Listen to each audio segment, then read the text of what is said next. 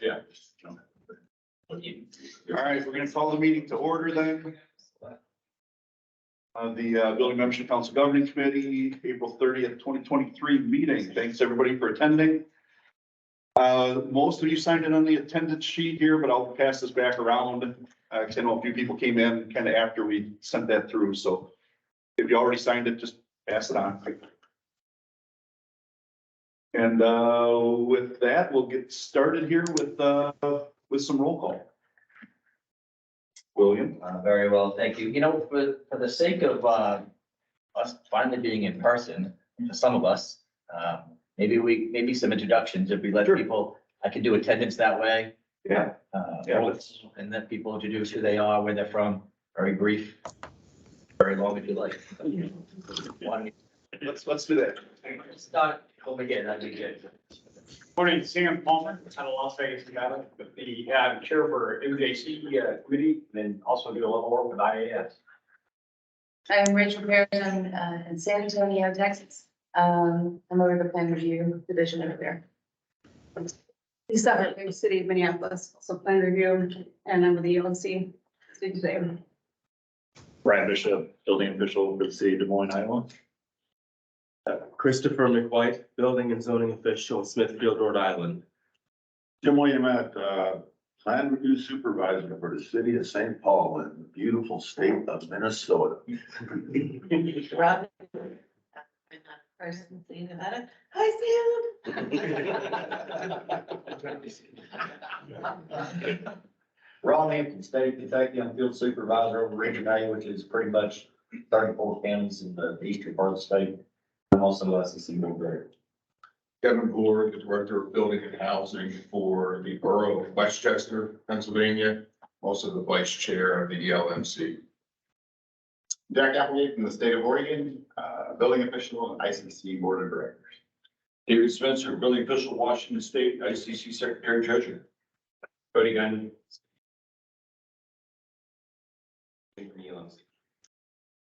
Awesome folks, we're in Arlington County, Virginia, live in Seattle, Washington, ask me about the 11th.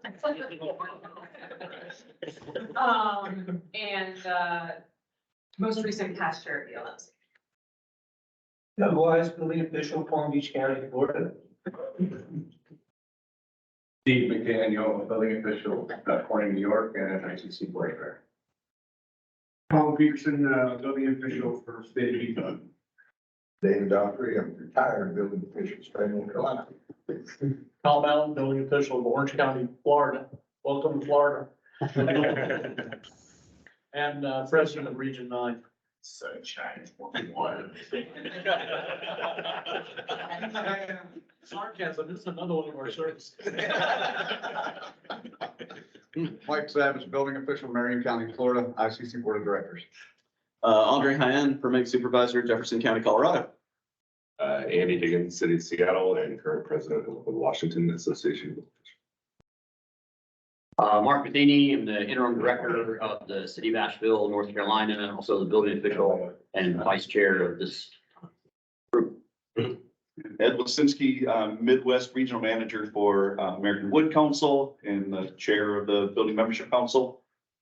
Bill, and then we'll do the online people. Sure. Good morning, folks. Bill Nash, ICC Government Relations, Senior Regional Manager for the New England states. I'm also the staff liaison for the BMC. Elizabeth, you want to unmute and? Oh, that's it. Huh? Other director in the back, Stephen. Oh, man, you got it. You gotta pay attention. I know, you're figuring it out.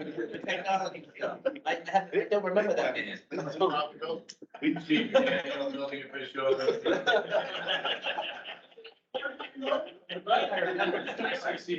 Having deja vu there. Elizabeth, you want to unmute and introduce yourself? Hi, I'm Elizabeth, Lexington, Kentucky, Building Inspection Supervisor. Thank you. Okay, and we go back.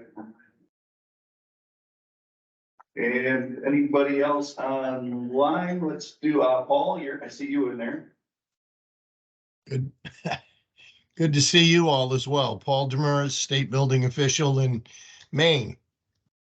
And it's raining and it's cold and I wish I were with you guys. You're not. Only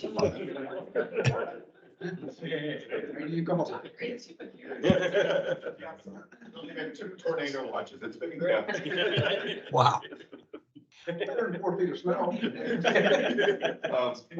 It's all really, I see we have a couple other guests online. Jerry and Patrick, do you guys want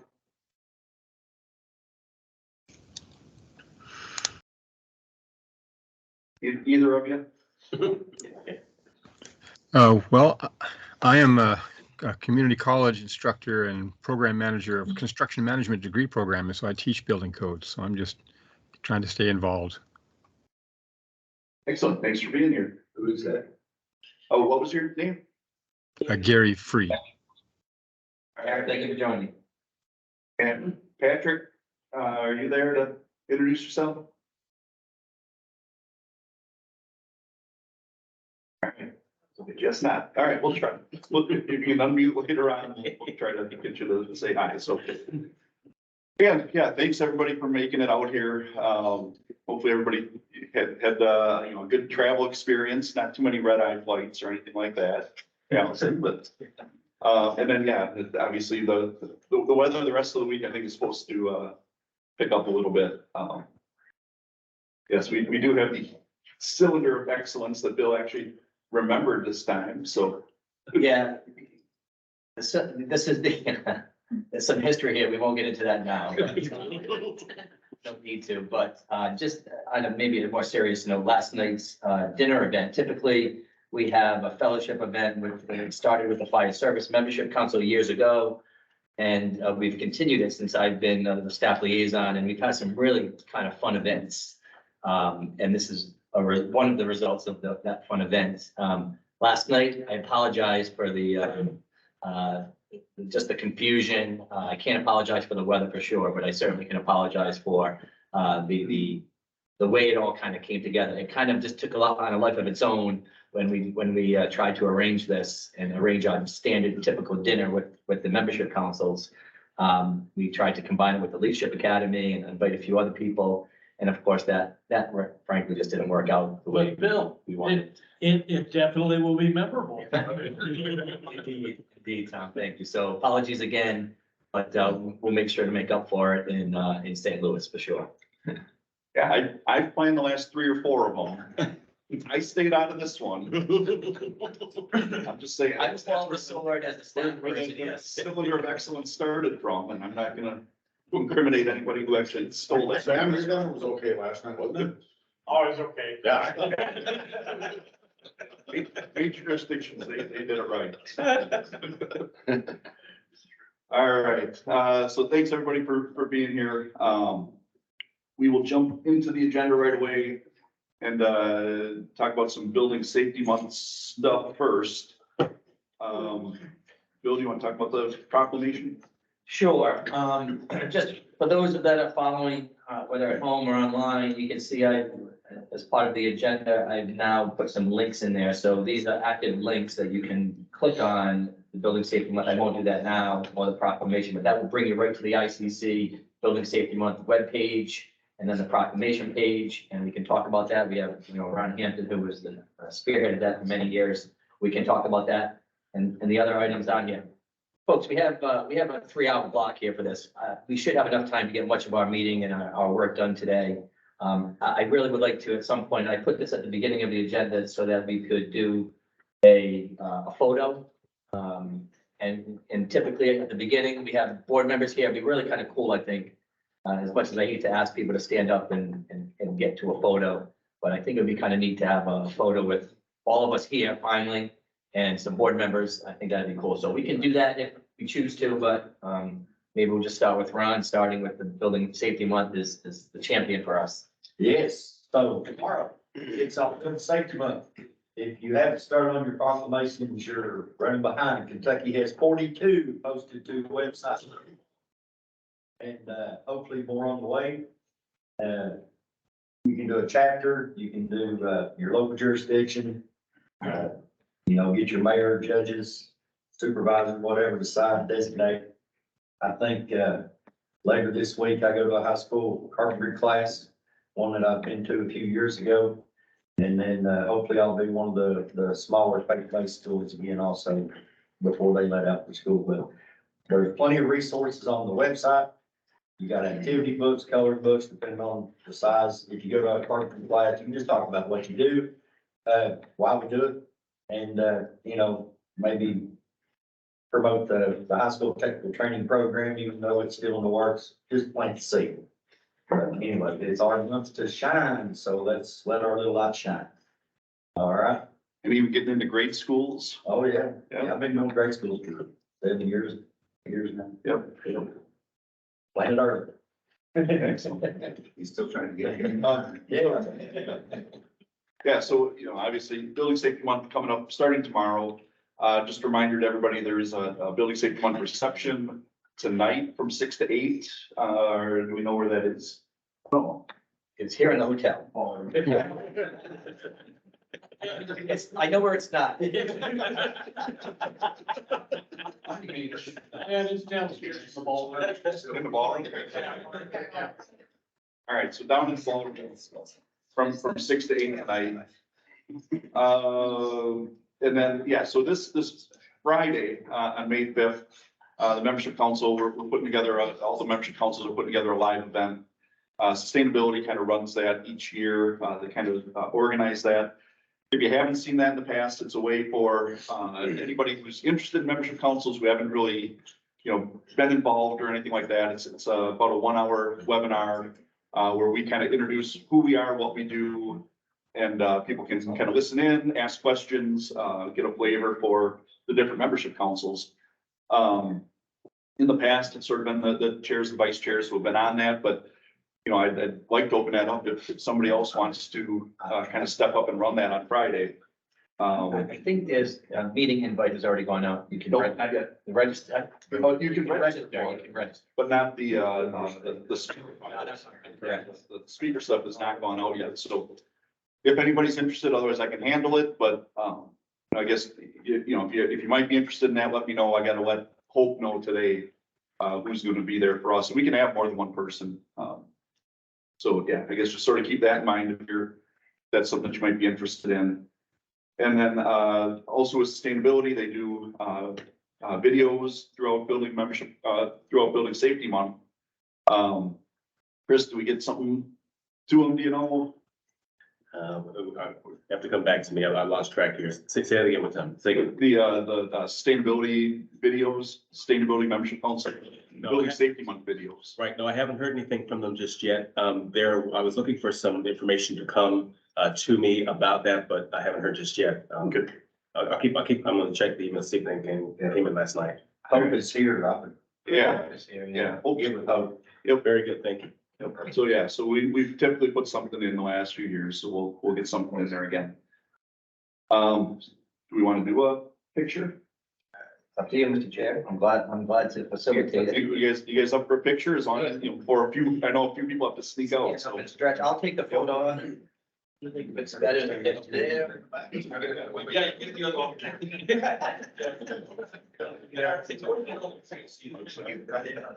Yeah, go in the back. Go down to there. Yeah, it works over here. It works over here. Let's do it. Let's try to squeeze in over here. See, right in front of Director McDaniel. Oh, Steve, when did you get here? No, I'm Steve. And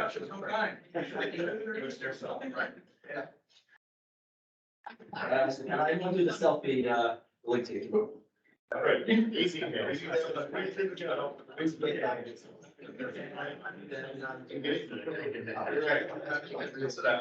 looks like we have to get in a little trunk, yes, we should be able to squeeze in nicely.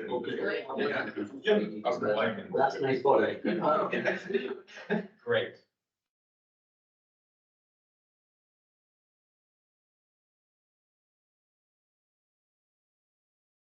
Oh, wait, gotta do it again. Both.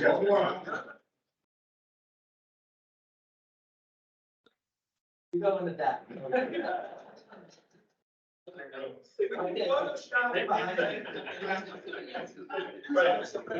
Say building safety 360. BMC swimsuit. We need a fundraiser? We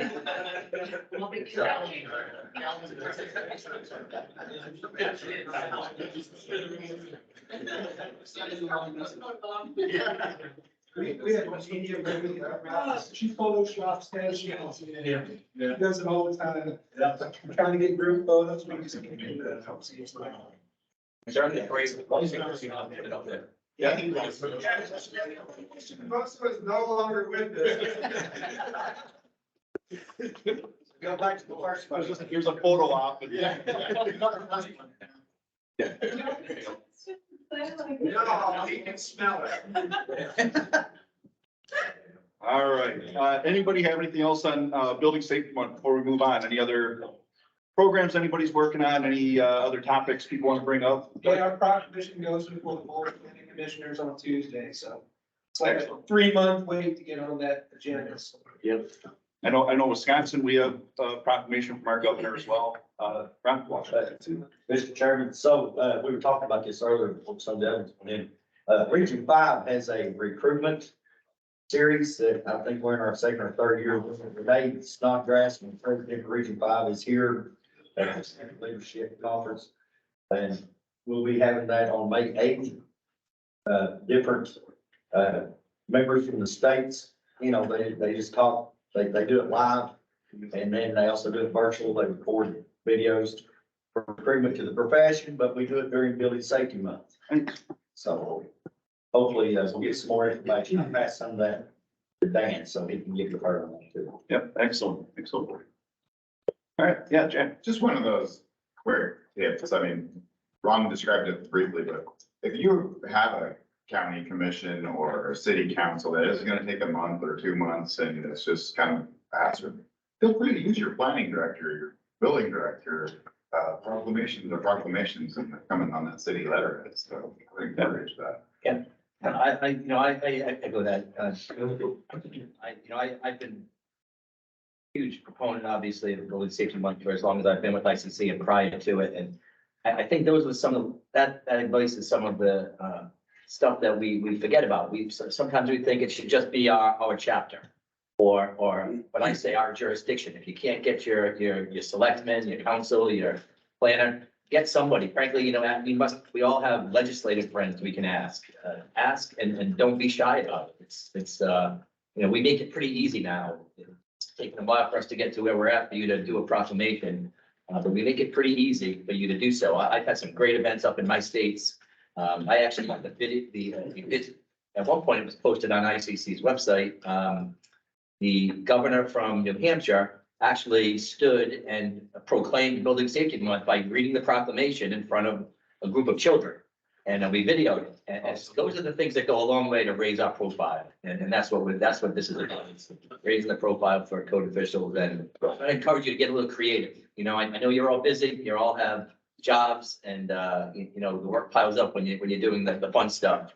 But, you know, get creative and challenge yourself to find those opportunities, because we're always looking in media and communications to highlight a unique way to celebrate Building Safety Month. As you can see, the ELMC has done a great job of it. Other groups over the years. So, you know, you try to, you know, find something that's unique and creative, and we'd love to spotlight that. So that's Building Safety Month, good stuff. And someday somebody's got to knock Kentucky off there. That's what we want. I tried the one year in Wisconsin. I think we came in third, but, Dan, we'll go Dan and then Tom. I don't think we'll knock Kentucky off anytime soon, but I think Jack's point would be really, really good. When we were introducing ourselves, I heard the term building official many times around here. With Side County, we couldn't get our council or our commissioners to do a proclamation for Building Safety Month. We had copies of it because ICC sent it out plenty of times. So we just doctored one. We sent it to the print shop, and as a building official, I signed it. Oh, yeah. And as a public citizen, you're allowed to go in and reserve time at your city council and your board of commissioner meetings. They'll give you 3 minutes. And what I did was take the proclamation that I signed, and then I signed a little letter from all my inspectors, all my zone officials, and, you know, 60 or 70 signatures on it, and we made the presentation to them. We did it 2 years in a row. And then Robert Clark, who was one of our more senior members of the city council, called me and he said, when we do it this year, would you like for us to present it to you? Yeah, there you go. Okay, because they're elected officials, they like notoriety, they like it, and if you can show them that they pay attention to it, they'll want to do it. So as a building official, sign it yourself, reserve your 3 minutes and go offer it to them, and while you're there, thank them for the overwhelming support. And the fine work that they do helping you protect the citizens in their community. And then really look great for them to do. Walk the heck out. I think it's a, guys, we have to find ways to be creative to garner support. Otherwise, we ain't gonna get there. But just remember that anybody can do it, especially you. Dan, I'm confused. Are you the building official or the commissioner? Future commissioner. I'm retired. All right, thanks, Dan. Tom? Yeah, I have much the same problem Doug does. If I needed to start last year if I wanted our commission to do something before May. So the other avenue you can always look at is a lot of times you can get just the mayor or the chairman of the commission to sign the proclamation and get a photo op that way. That kind of shortcuts having to do the whole agenda and scheduling piece. Second week of the Building Safety Month, we're doing a hour and a half webinar online that will have my staff, various people in my staff on there to talk about each one of the trades and plan review and what are the common issues we run into, as well as having it open for questions, question and answer. We actually only do this quarterly for our entire vertical permitting team. So we get all the departments on every quarter, but we're doing this specifically for Building Safety Month. We're doing a 2-day educational event primarily for contractors in the area, as well as an event at a Lowe's and a Home Depot to do on the weekends to have stuff to hand out. Engage people, and so this is really something that gets you out there in front of people to do this. And I think we actually submitted a couple of videos to ICC that they're going to use over the next week or two. I'm lucky to have our own media person in the building department, so we're able to do a lot of things that a lot of people just don't have the staff to do. So. Thanks, Tom. Director Savage. Yes, sir. Thank you. Kind of in a similar vein, one of the things I've done in the last couple of years is my commission is actually pretty quick at getting those proclamations signed. But I found out it moves really fast if I just do it as an approval process on the agenda, not approve that presentation. Because they tend to hate all the presentations because it takes so much time out of the agenda. So we do an approval process. I get a copy of the proclamation. And then for the whole month of May, and then mine's actually on the agenda for Tuesday as well. So for the whole month of May, we actually celebrate. We'll do the printouts of the paper sheets. We'll give out the little hard hats to kids. We do a whole process with that. The other thing I've been doing for a couple of years now is each month I have breakfast with a state legislator. Just let them, and luckily I have one who's actually a builder in the jurisdiction. We don't always see eye to eye, but I mean, who does? So we sit down and we talk about the issues and we come up with solutions. So he helps me promote Building Safety Month with the Home Builders Association. So that's another avenue of trying to get the job done. And you're expanding that beyond, because I know yesterday you had breakfast with a state legislator from Utah as well, so. Yeah. Every now and then you get to make One shot. Try convincing them, yeah. Well, yeah, thanks everybody for all that. That's great ideas where you keep those coming, keep sharing them, throughout your chapter. Take some of the ideas that we had, take them back to your jurisdictions, take them back to your chapters, share those ideas, keep it coming. And, I was able to build a website up, and just to give you, I'm sure you've all been there.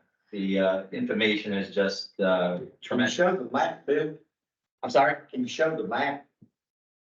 the map of, yes, of Yeah, foundation Dan was asking me about that. proclamations. Yeah. You all. You all. So only a picture can talk. Yeah.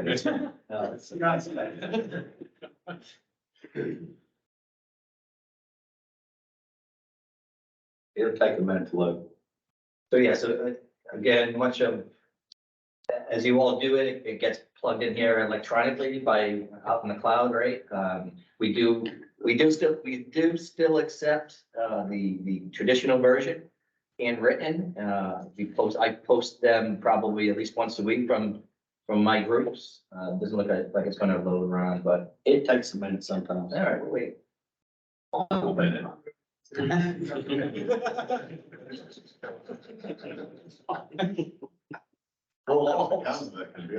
Yeah.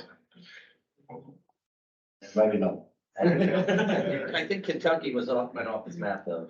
Well, either way, yeah, on ICC's website, you can see the map, you can see the proclamations that are out there for your. This is the submit a proclamation, which is we're at the point of the agenda where we, ready to do that.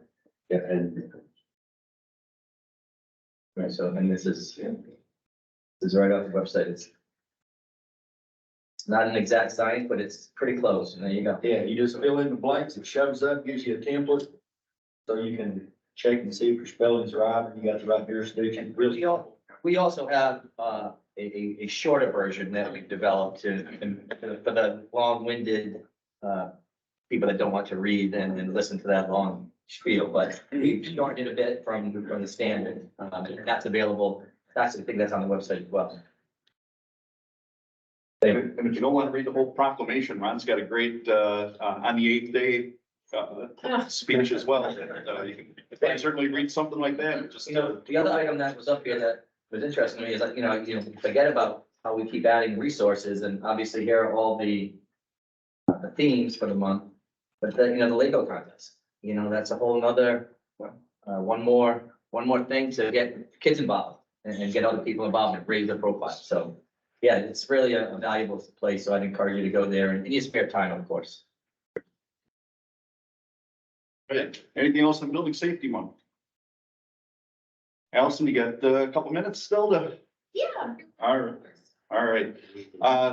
We're gonna jump a little bit ahead in the agenda here because Allison's got to get to the E.L.M.C. meeting in half an hour. But she's got some information on our charter update that I wanted her to be here to share. So I'll turn it over to you for a few minutes. Need to do a proclamation.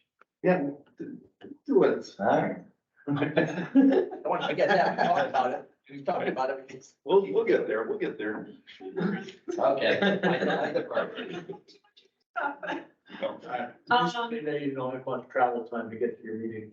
Yeah, it's, Right, all a the way very across long the- journey yeah. that may not involve a stop for coffee. So,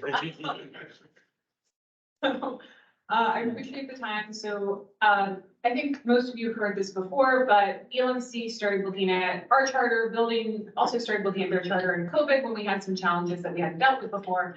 And as we started doing that, we started to see some of the charters get updated regularly, some of them, don't. And we started to also look at from an E.L.M.C. perspective, as you go to different membership councils, which would be the hope for a number of us. There's some inconsistencies there where there doesn't need to be. And so the hope is to try to work towards a combined charter for a portion of them. Things like, how do you vote on members? How does chair work? What happens when someone's not participating? Which we just crib sheeted right off the building, thank you. And to still maintain what makes each membership council unique, how they really add value and contribute to ICC, but where we can overlap on some of those so that for our members, for ICC staff, we have a really consistent thing about how we run and operate. And then the things that are unique about, hey, what do you need to be a member, or, what are some of the specific unique goals to each membership council, still can be captured in that shared charter. And that would make it a lot simpler rather than every membership council having a different charter. So I've talked about this on and on.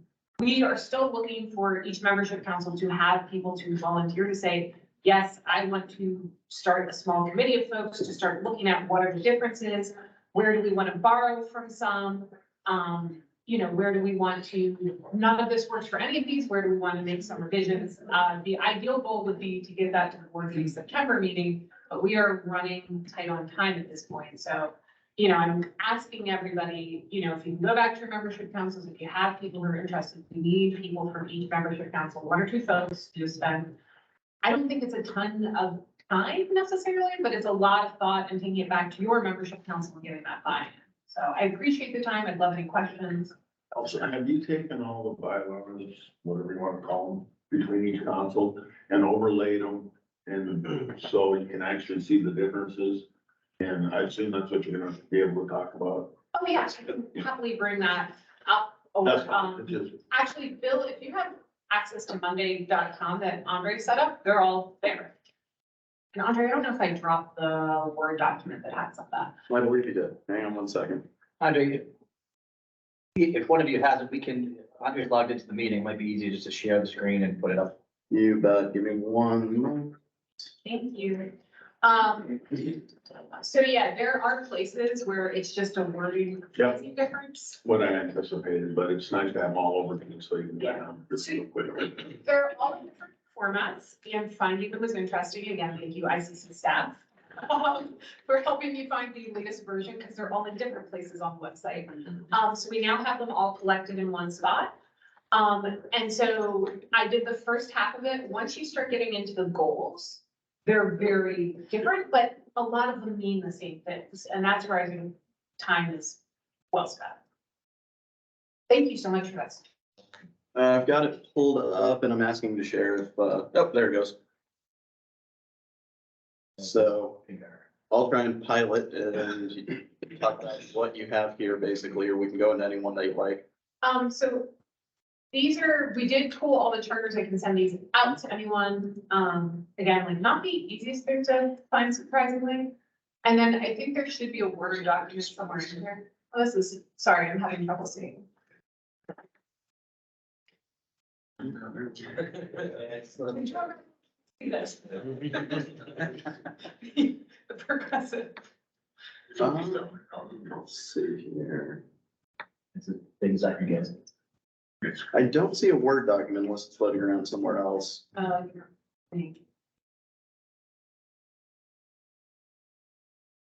Well, either way, I get, you know, so from the BMC, you know, we're looking for 1, maybe 2 people. You know, I know we had our charter committee last year. Was it Mark, Tom, and Robin? It's somebody over there. Mine. So, you know, between the 3 of you guys did fantastic work last year with the charter. You know, we got that passed and everything.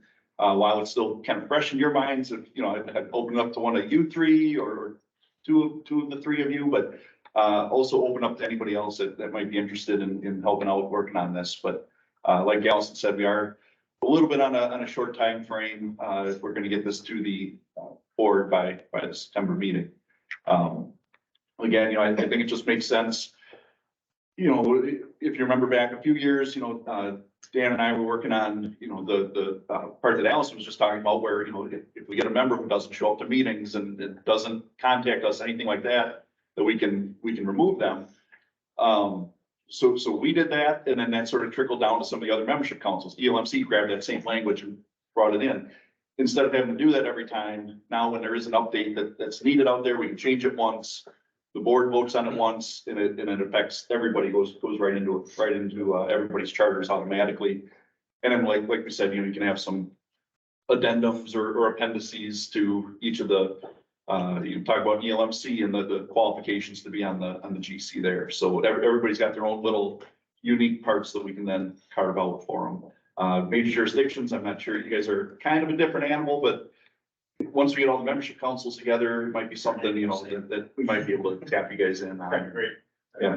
Yeah, we definitely want to bring you guys in. And Sam, I think we've phone tagged a few times now trying to talk about it. I apologize. Excuse me, maybe in the interest of time, the continuity and outreach subcommittee is somewhat tied into this. Right. And that'll come up later, so yeah, Allison will be going, but Andre can maybe touch on it a little bit more. So some of you can think about your ideas until we get to that point of the agenda. Wayne, did you have a comment? Yeah, so it shouldn't be that hard because when we re-engineered the councils in 2010, we made charters that were equal, we're on the board with a little exception allowing you to add your goals in there.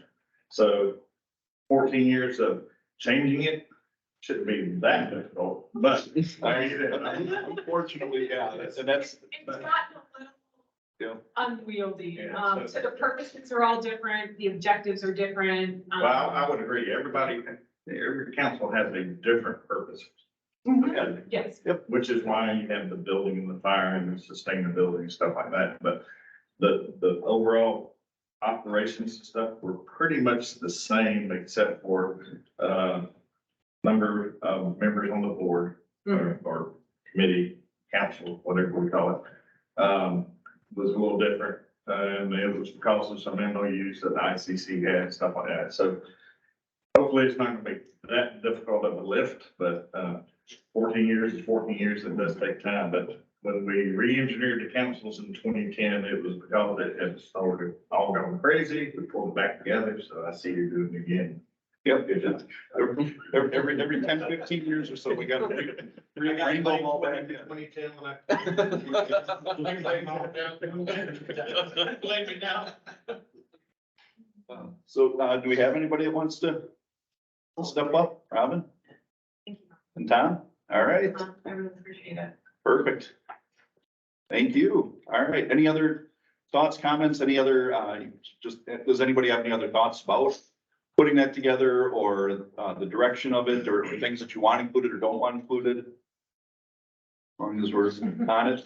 Jim? Before it's all complete, I would, suggest or ask that maybe all the councils sit together, have representation from all the councils, and they all talk and make sure that everything's complete.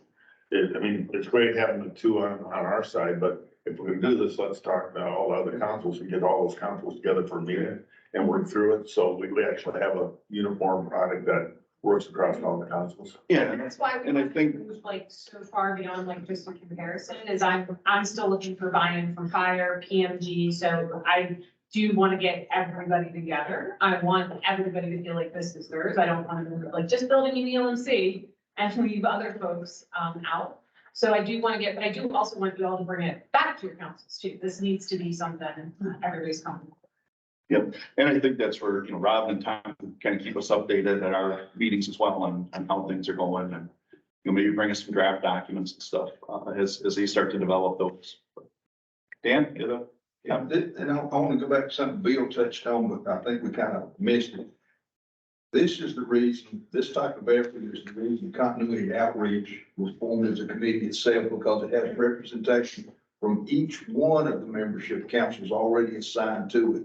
And when you have something that goes out like this, keeping the same people involved with a set task in a specific time period is a whole lot easier to achieve. So I think this should be something that belongs, takes ownership under continuity and outreach. And again, we've already got a matrix established. It's online. You can put this task on there. You can see where you are. Anybody, not just the people who are assigned, but anybody can check the status update. And it also tells you the names of the people from each governing committee who have ownership in their respective councils. So I think we ought to move this to continuity and outreach and let it reside there. And then we can just track it. And that sometimes is our biggest failing, is we get a project and because it gets expanded, we can't track it. And that's the death of about every good idea in the world. The fact that it can't be tracked at this point. All right, thanks, Dan. Andre?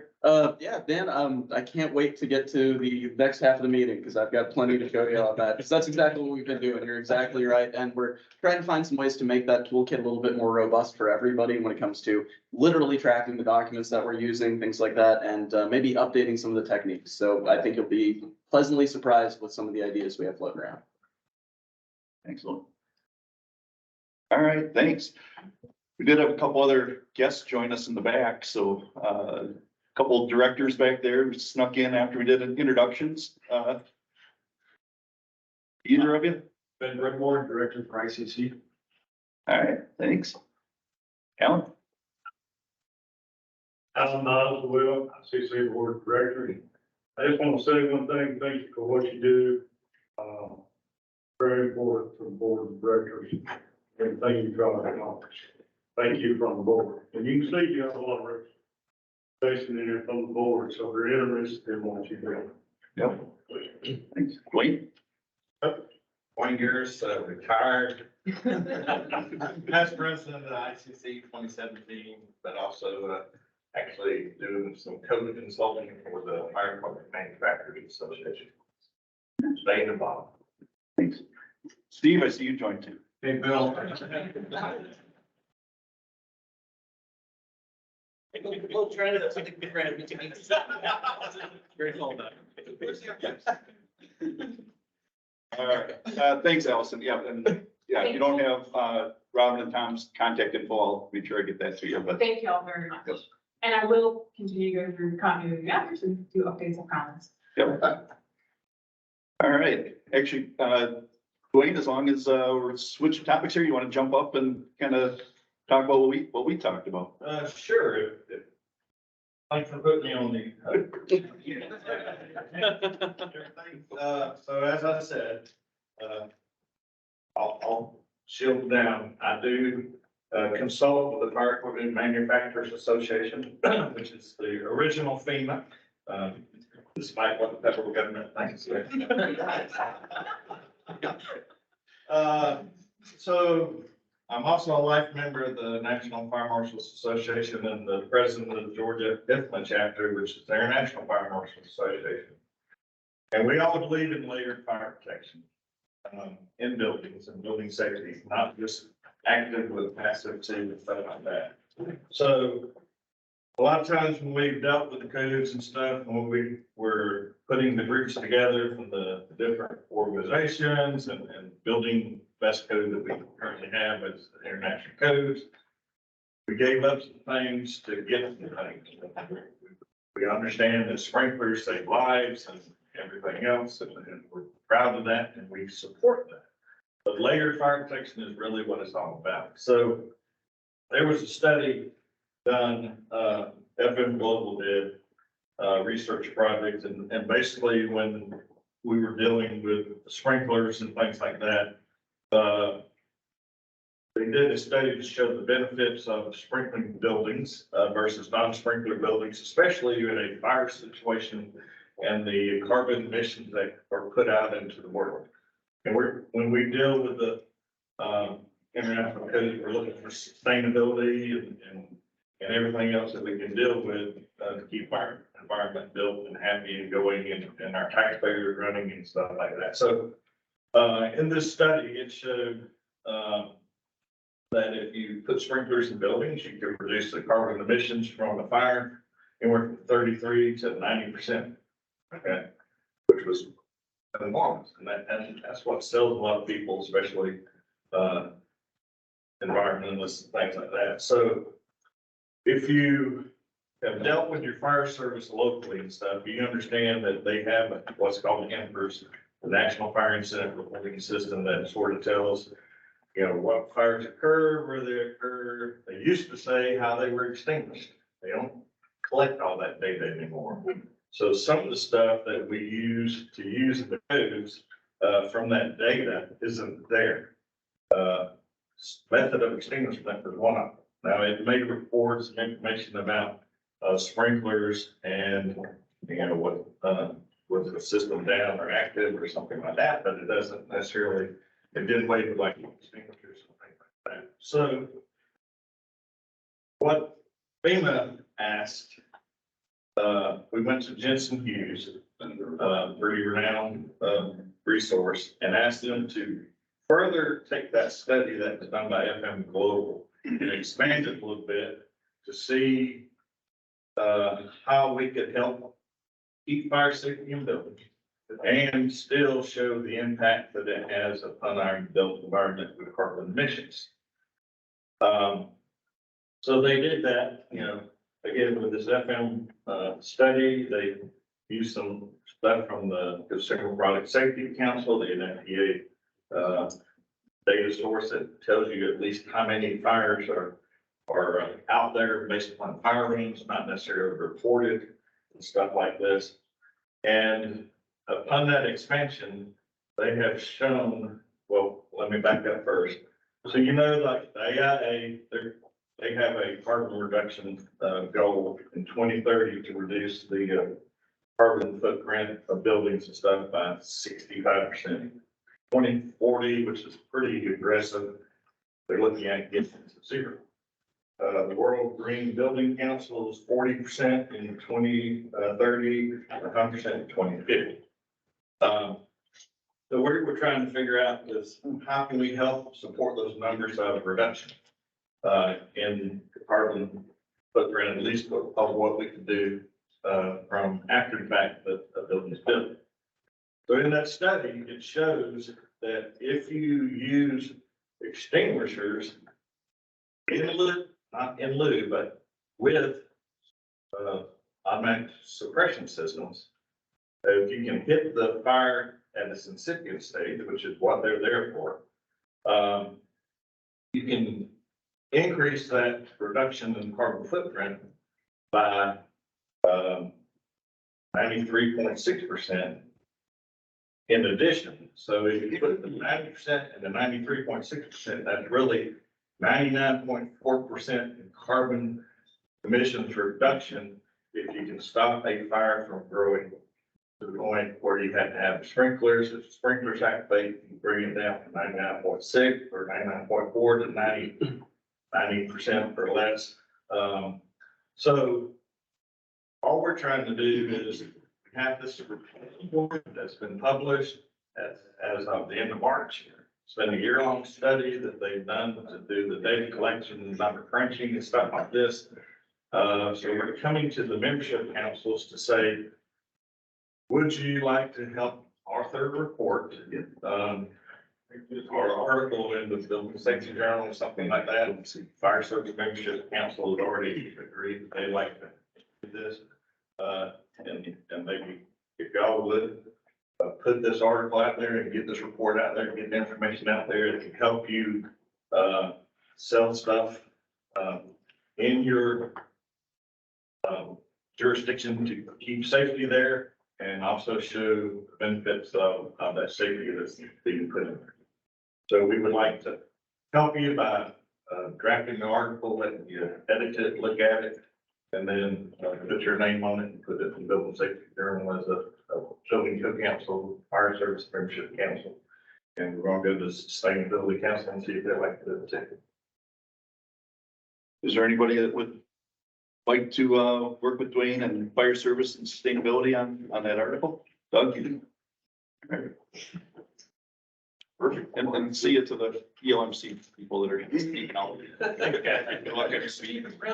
All of us really young folks gotta get home.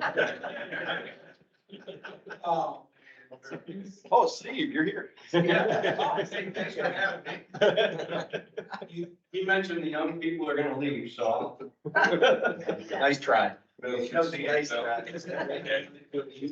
go back, but I wanna be young, so I'm gonna go over there.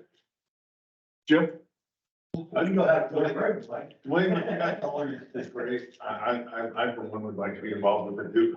The thing that I'm perplexed with is we're preaching to our own choir all the time, and it's a great report. It really is, and what you're saying is fabulous. Even I think we should really go a couple steps further and really talk about the chemicals that we use for putting fires out and how we can actually reduce the chemicals. Even though I know that's dragging skeletons out of our closets. But what I'm saying is ultimately, this needs to be at a really higher level because it's our government that has actually driven us to say, hey, we need to do this. But they haven't given us any guidance on how to really do it. So this is a piece of pie that really needs to sit at a government level and come down from the government down to force the builders and these other people. Because it really comes down to dollars and cents, as you and I both know, on jobs. I mean, every day I deal with these people. No, I am not sprinkling this building. I don't care. Come hell or high water. I'm not going to do it. I'm like, why not? What is wrong with you? I mean, in St. Paul, we give you the money to sprinkle a building. We put it back on your taxes. We've got the federal government now, as you're aware, that is actually giving tax rebates to people that sprinkle the building. We've come a long ways, but we need the government entity to actually drive it back down and say, look, builders, you don't have a choice. This is a mandate. And that's really where it needs to go. Well, we're working on that. Okay, so we're working on the DOD, Department of Defense, because they've actually have started taking things out of their buildings, which amazes me that we have a layer of, or level of safety in our communities, but our civilian workers that go into, our bases as civilians to still work, all of a sudden have a lesser. We're working on that. I've been actually to the Pentagon where, we've had the NDAA changed by federal law. It was signed by the president this December a year ago. So we are meeting with senators and Senate Armed Services Committee and the House of Representatives and the House Armed Services Committee to get that implemented. We're also working on GSA. They're the same, largest landlord in the country, and they're taking them out because they have a little click in the law that says they can do it if they can prove that it doesn't affect life safety. And so when we got the federal law clarified, they sort of went to the 101 code. We said, no, that's not what the federal law says. So we had it really clear and said either use the NFPA 1 or the IFC, which is a fire code to deal with not just life safety, but safety in general for the building and protection. We are working on that to get that pushed. Like I say, the government, the president did sign that legislation a year ago, so it is in federal law. We're trying to get the federal law implemented by the federal government. I don't know why they can comply with their own law, but we're working on it. Yeah. So we have, back in the last 2 weeks, we've had 6 meetings with senators and reps, and their staff. That's who you meet with originally. We've been up here to Washington, at least twice. We're going to start coming again. Now that they've got all the committees established for this next congressional service and stuff, so we're doing that, and we've joined the Congressional Fire Service Institute, be on their board to help get that information out there. So all we're trying to do right now is get that information that there is something out there that you can refer to that helps us, and then try to get it pushed down. But I agree. It's the feds are the one that have come up with the carbon emission issue and stuff like that, which is why we changed from, let's just get away from life safety and say, what does it do to help you achieve the goals you're trying to achieve? This is what we can. Yes. Whenever the conversation about sprinklers comes up in any of the, situations I'm looking at, the pushback that I'm getting is not so much about life safety, not about property protection or even compliance with, your ongoing maintenance of the system. And or brass tacks, when you have a tenant in there and they start to put their coat hangers on, that's never really the question. The real question is, it costs a daggone much to connect to the water system. Anywhere from 5 to 6 figures just to get it to the connection. If I don't know what governmentally can be done to help alleviate that one issue, which just seems to be the crux issue for all connections. So let me help. So that's the sprinkler issue, but I can help you on that as a former state fire marshal. Okay. So the water purveyors are the ones that's making the cost go crazy. Thank you. And we partner with the Fire Sprinkler Association pipe fitters, trying to help them understand that we gotta get the water purveyors to quit using that as a revenue source. Okay, because really, if you think about it, if you put sprinklers from a building or sprinklers into a residential property or whatever, you're gonna reduce the demand of water because you're not gonna have to, until we get the electric vehicles we're trying to build. You don't have to use all this water, because if you keep it small, you can use less water, less runoff, less contamination, less treatment for the dog. So it's the water purveyors is who you got to deal with. We've been fighting that in Georgia. Due to the NSFA, they have some legislation drafted up that we're trying to, the state fire marshal's office trying to get put in. But that is a big tax revenue that is hidden that a lot of people don't understand. And it's not just a one-time connection fee. that fee is charged a lot of times every year, just because they have to provide the water there. And it's like, I don't care if that water's treated or not, okay? It's going on something that's gonna be polluted eventually anyway, so, you know, it's the water provider that you got to do with. That's where you gotta get it. We, Florida already has legislation that does not allow the water purveyor to charge for having to upsize the water meter because of the fire sprinkler system. So that step's already been made. We are one of the states that they legislated out residential fire sprinklers as well, but that was one of the arguments of regulating it out. So that argument's now gone away. So it's slowly being, it's just a long process to take care of all the hurdles to be able to get it around to where you can effectively protect people. But what I see in reality is like we got a guy who's got basically directional memorial under a canal, under a State Road 7, and run a main over there to get the water supply to the other side of the State Road 7. So I mean, you're talking millions of dollars just in the capacity over there. Forget about the meter and the infrastructure. Little long, it's on the other side. It'd be boring, yeah. Well, again, even more important, if you don't have a sprinkler building, extinguisher is the only active or semi-active thing with a person there. Now, keep in mind, building unoccupied, you're relying on a sprinkler system for sure. But if the building's occupied, at least you got a mechanism in place that hopefully would still be provided, that somebody has opportunity to use. I know the fire service tries to say, get out, stay out, but there's been studies done, the report was published from UK that shows humans do not do that. They're protecting their property, they're protecting their thing, and if you don't give them the proper tools, you're usually going to use makeshift and sure. That's where the interest. When you started talking, we had this room filled. Man, you know how to clear out. My meetings go very fast. Great. I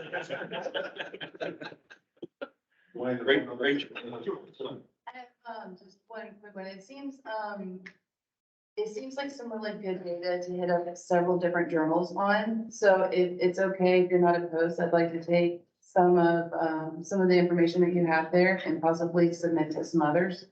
If you're not opposed. I'd say we're trying to talk to the Byron section, the ICs, let them publish an article, National Fire Marshal Association, the International Fire Marshal Association. So we're just trying to get the information out there to say, hey, there's a study done by a little company, here's the information, be able to look at it, use it to your benefit.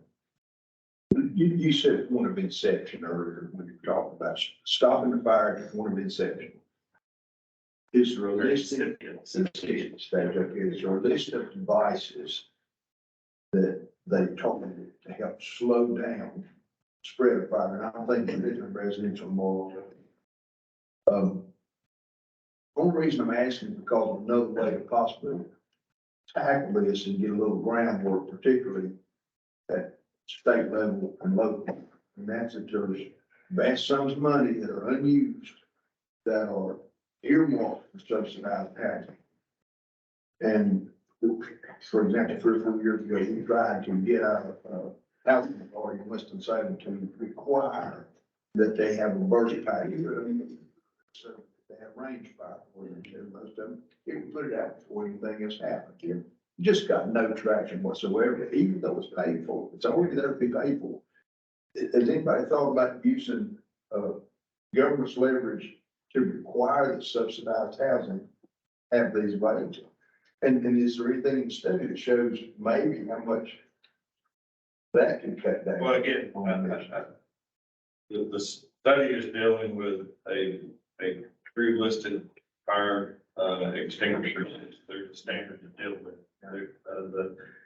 The canisters and the hoods and stuff, they're listed to something. I'm not sure what they're listed as, but they're not listed as a fire extinguisher. So this deals with portable fire extinguisher, which, you know, that there's, yes, the study shows you that you don't have to be trained.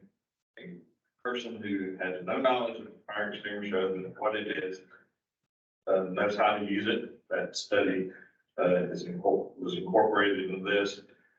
The, FM Global study is dealing with the residential sprinklers and stuff, but this one shows you that the use of portable fire extinguishers by themselves alone is 93.6% effective in dealing with fire if it's used. Okay, so if it's there and it's used, then this study sort of shows that you have a 93.6% of eliminating fire.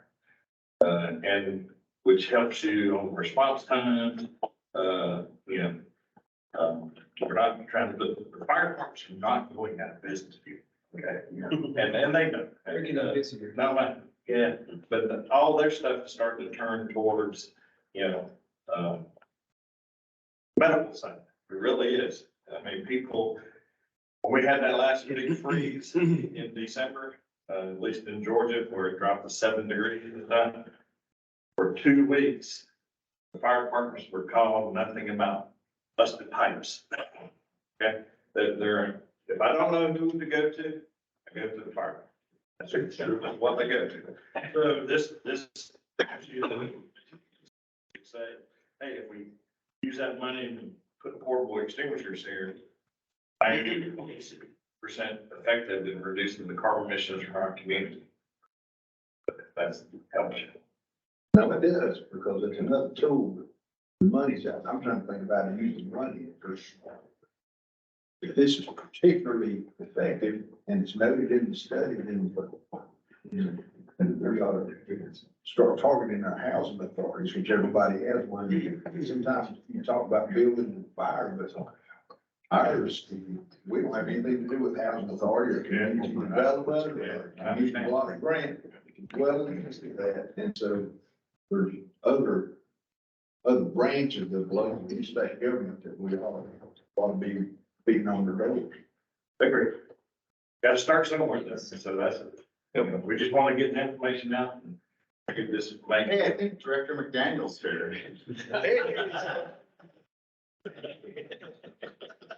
Nice of you to come today. All right, yeah, so Doug, you're willing to help out on that? Yeah, I'll Work on that? I have writing skills. Yep, there you go. All right, so perfect. I'll communicate stuff through Bill and get it to. That's fine. Yeah, sure. And we'll draft up the first run and let you look at it and try to work it out. Perfect. Thank y'all very much. Thank you. Only one quick comment. In Vegas, just a couple days ago, the old MGM hotel, which is now the Horseshoe, whatever it is now, they had a small fire. And your comments are well taken. Either you pay for it up front with the sprinkler systems, or you pay for it in arrears. When you go back in there and you demand community-wide retrofits. The fire, the MGM or the Horseshoe a couple days ago, the suspicious fire in the hallways, the sprinklers knocked it down. I think there was like 125 personnel responded, immediately to get in there. But without the sprinklers, that could have been another mess. Another mess. That's different. All right, well, thank you very much. Thank you. Yeah, but. All right, yep. Yeah, point of privilege, and I promise I'll only take a couple minutes. Sure. A little bit less. Out in Southern Oregon, there's a real small chapter that we have of ICC. And they've been kind of very effective in the past with just real small trainings, able to do it in monthly meetings. But they wanted me to pass this on, and of course I would, because it involves military families. But they have a training on June 8th. It's virtual. It'll be Steve Thomas doing tenant improvements for typical occupancies, kind of for your newer introduction commercial plans examiners. There's a $200 fee for the class, which is a little steep for some, but worth it when Steve Thomas is teaching. But the chapter is going to donate 100% of the proceeds. So half are going to go to the Chemecca Community Building Inspection Scholarship Fund, and the other half is going to go towards the two military families program. So if you could get the word out, I'll send something to Bill so you have the flyer. That's great. I appreciate that. And that was June 8th, you said? Yes. All right. June 8th, 8:30 to 4:30 Pacific, so you can't even sleep in. That's been.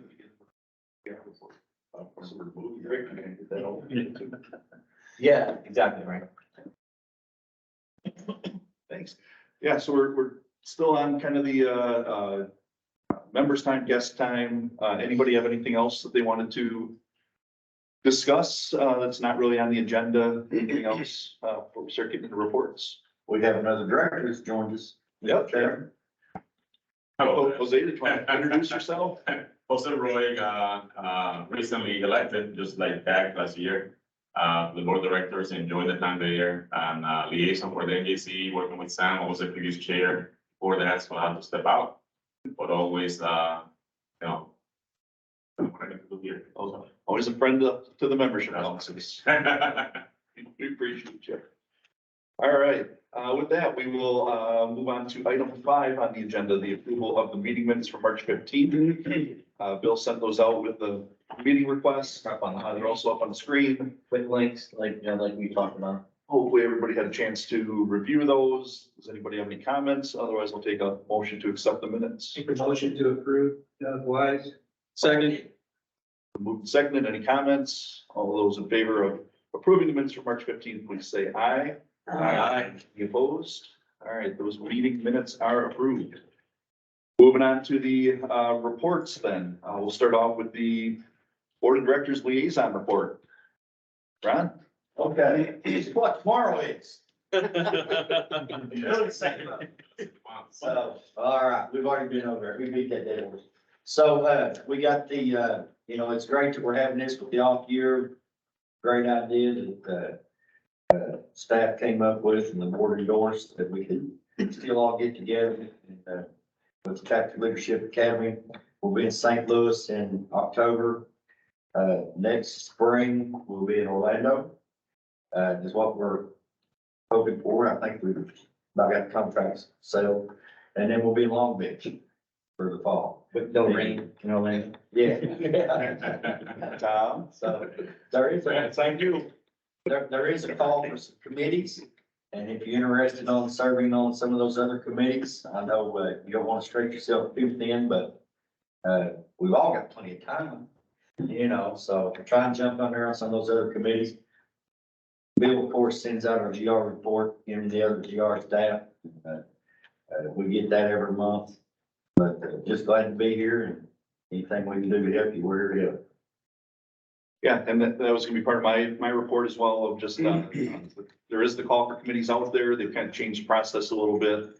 It's just an online application, but definitely looking for people to fill in on those co-development committees. So you get some time. Keep in mind, it's a 2-step process coming up now with 2 committee action hearings, but you know, I've served the last three cycles on those, and it's definitely worth it. Even if you can't be up on the committee, though, definitely attend the code hearings. It's great, great education. So thanks on that, Ron. Is there any other directors? No, I want to check on the online application process, we allow the, you know, the staff to actually select the candidates really early. So you're able to plan ahead, you know, because you're gonna have to be there twice for the committee. So it's good that we have that process in place. I'm excited about it. We heard about how it's gonna work out, and the staff is committed to kind of select the candidates and, you know, let you know early on that you're gonna be there. Yep. Yeah, any other updates from Board of Directors? Jack Rose, anything else to add? All right, Ron nailed it then. We'll move on then to chairman report. You know, first off, I just want to thank welcome our 3 new members. So Andy, Brian, and Rachel, who just stepped out. You know, welcome, your first in-person meeting. Glad to have the 3 of you here. Yeah, looking forward to a long tenure here on your service to the membership council. So thanks to the 3 of you.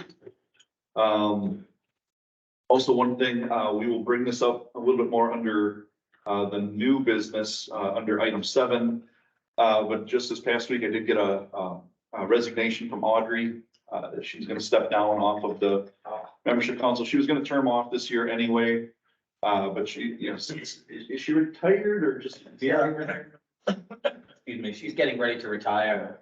But she's starting to kind of give up some of her roles, although she did take on president of the Eastern States Building Official Federation in New England, which is going to be probably much of her work as she kind of fades away and fades out into retirement and put on a good conference, excuse me, next April.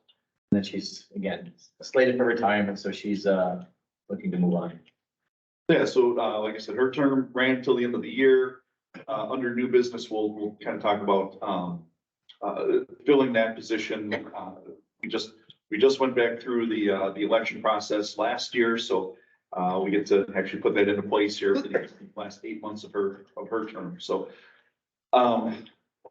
so there's that. Hold on. I had my notes on my sign-in sheet. So. Let's see, what else do they have on here? So the ICC, they put out their annual report, so if you haven't checked that out, that just came through a few days, a week or so ago. Definitely a lot of stuff going on at ICC. Building Safety Month we covered. Speakers, again, you know, I keep bringing this up all the time. Doug had a really good idea for one. I think the May speaker, we're trying to get somebody from the Fire Service Membership Council to come in and talk about lithium ion batteries, and Tim just stepped into the room, so I think we'll talk about that. And that's actually gonna come back up at the board meeting in July as well. They might be doing some stuff with that. Also, let's see, so after this meeting, Mark, Bill, and I, we're gonna meet with all the other chairs, vice chairs, and staff liaisons from the membership councils. Just kind of talk about, you know, what sort of the direction of the membership councils, what we need, you know, just kind of a general meeting about just where things are at and everything. So I guess if anybody has any thoughts, questions on the, you know, the direction of the membership councils, that type of thing, see me on, you know, when we take a break or after this meeting, just before I step into that other one, if you have any thoughts or comments on that. And then well, actually we'll talk about it a little bit later on. I'll ping Chris in McWhite to give a little update on the BCAC, but we'll, if you haven't been paying attention to BCAC, FCAC, they're very active right now. There's, you know, BCAC's got several meetings a week, FCAC's got several meetings a week. They're starting to develop all their code changes for 2027. The Building Code Action Committee and the Fire Code Action Committee, also SEPCAC, the sustainability,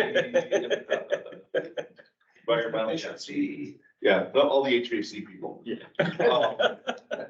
And so SEPCAC's meeting as well. So, you know, if you want to get involved with code development, we did have them, we did have Samara do a little presentation at one of our last meetings. So if you wanted to get involved, hopefully you reached out to her and you're starting to get involved. But again, that's a way to get involved in the code process without actually being at the hearings or being part of the code development committees. So some great stuff there. And I think that's all I had for my report. We'll move on to the vice chair report. Awesome, thank you.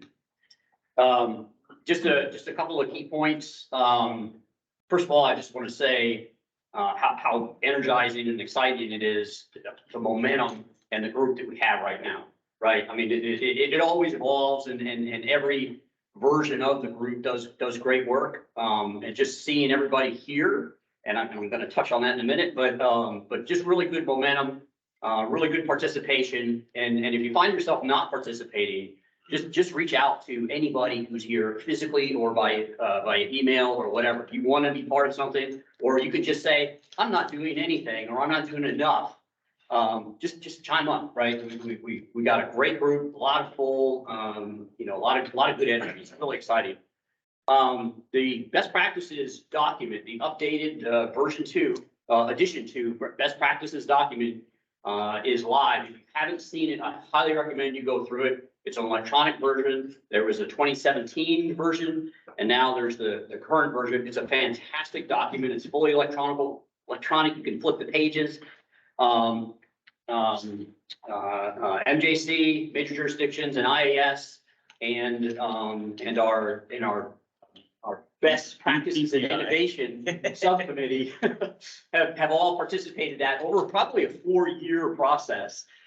Just because it turned into a little more complicated piece on IAS's side because of COVID, just a million reasons, but really a great document.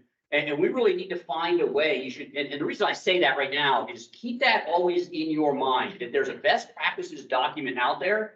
And the reason I say that is because your jurisdictions probably have a best practice, but promote the hell out of it, right? The application is on MJC's site, so bookmark where that application is and just send it out to anybody. If you say, wow, that's a good idea, that's a great way to do that, give them that link and just hand that out. We really need to promote not only the document, but new best practices, because everybody's got a million best practices out there. Not a million. Everybody's got a couple of good best practices out there, but we haven't tapped the millions of people who are out there, right? So always keep that in your mind, keep promoting that. And if you will, like you're saying, the submittal process is very easy. It's You've got a best idea, just shove it in there, and then we can take a look at it, and then we can call you, we pick it up, and then get more information, et cetera. But get the ideas in there, that's the nice part, keep it alive. Yeah, it really is it's all electronic document. You just go in there, it's What page, right? on MJC. Yeah, pull that up. Go ahead, keep talking, but that's good. All the way down to ASC. All the way down. All the way down. There you go. Click on that. Yeah, and while he's going through that, just 2 more items. There you go. We need to fix the navigation on that, release it there. Submitting right there. Yeah, we were thinking that, I mean, when this project started, we were thinking about it to be kind of easier to find. Right.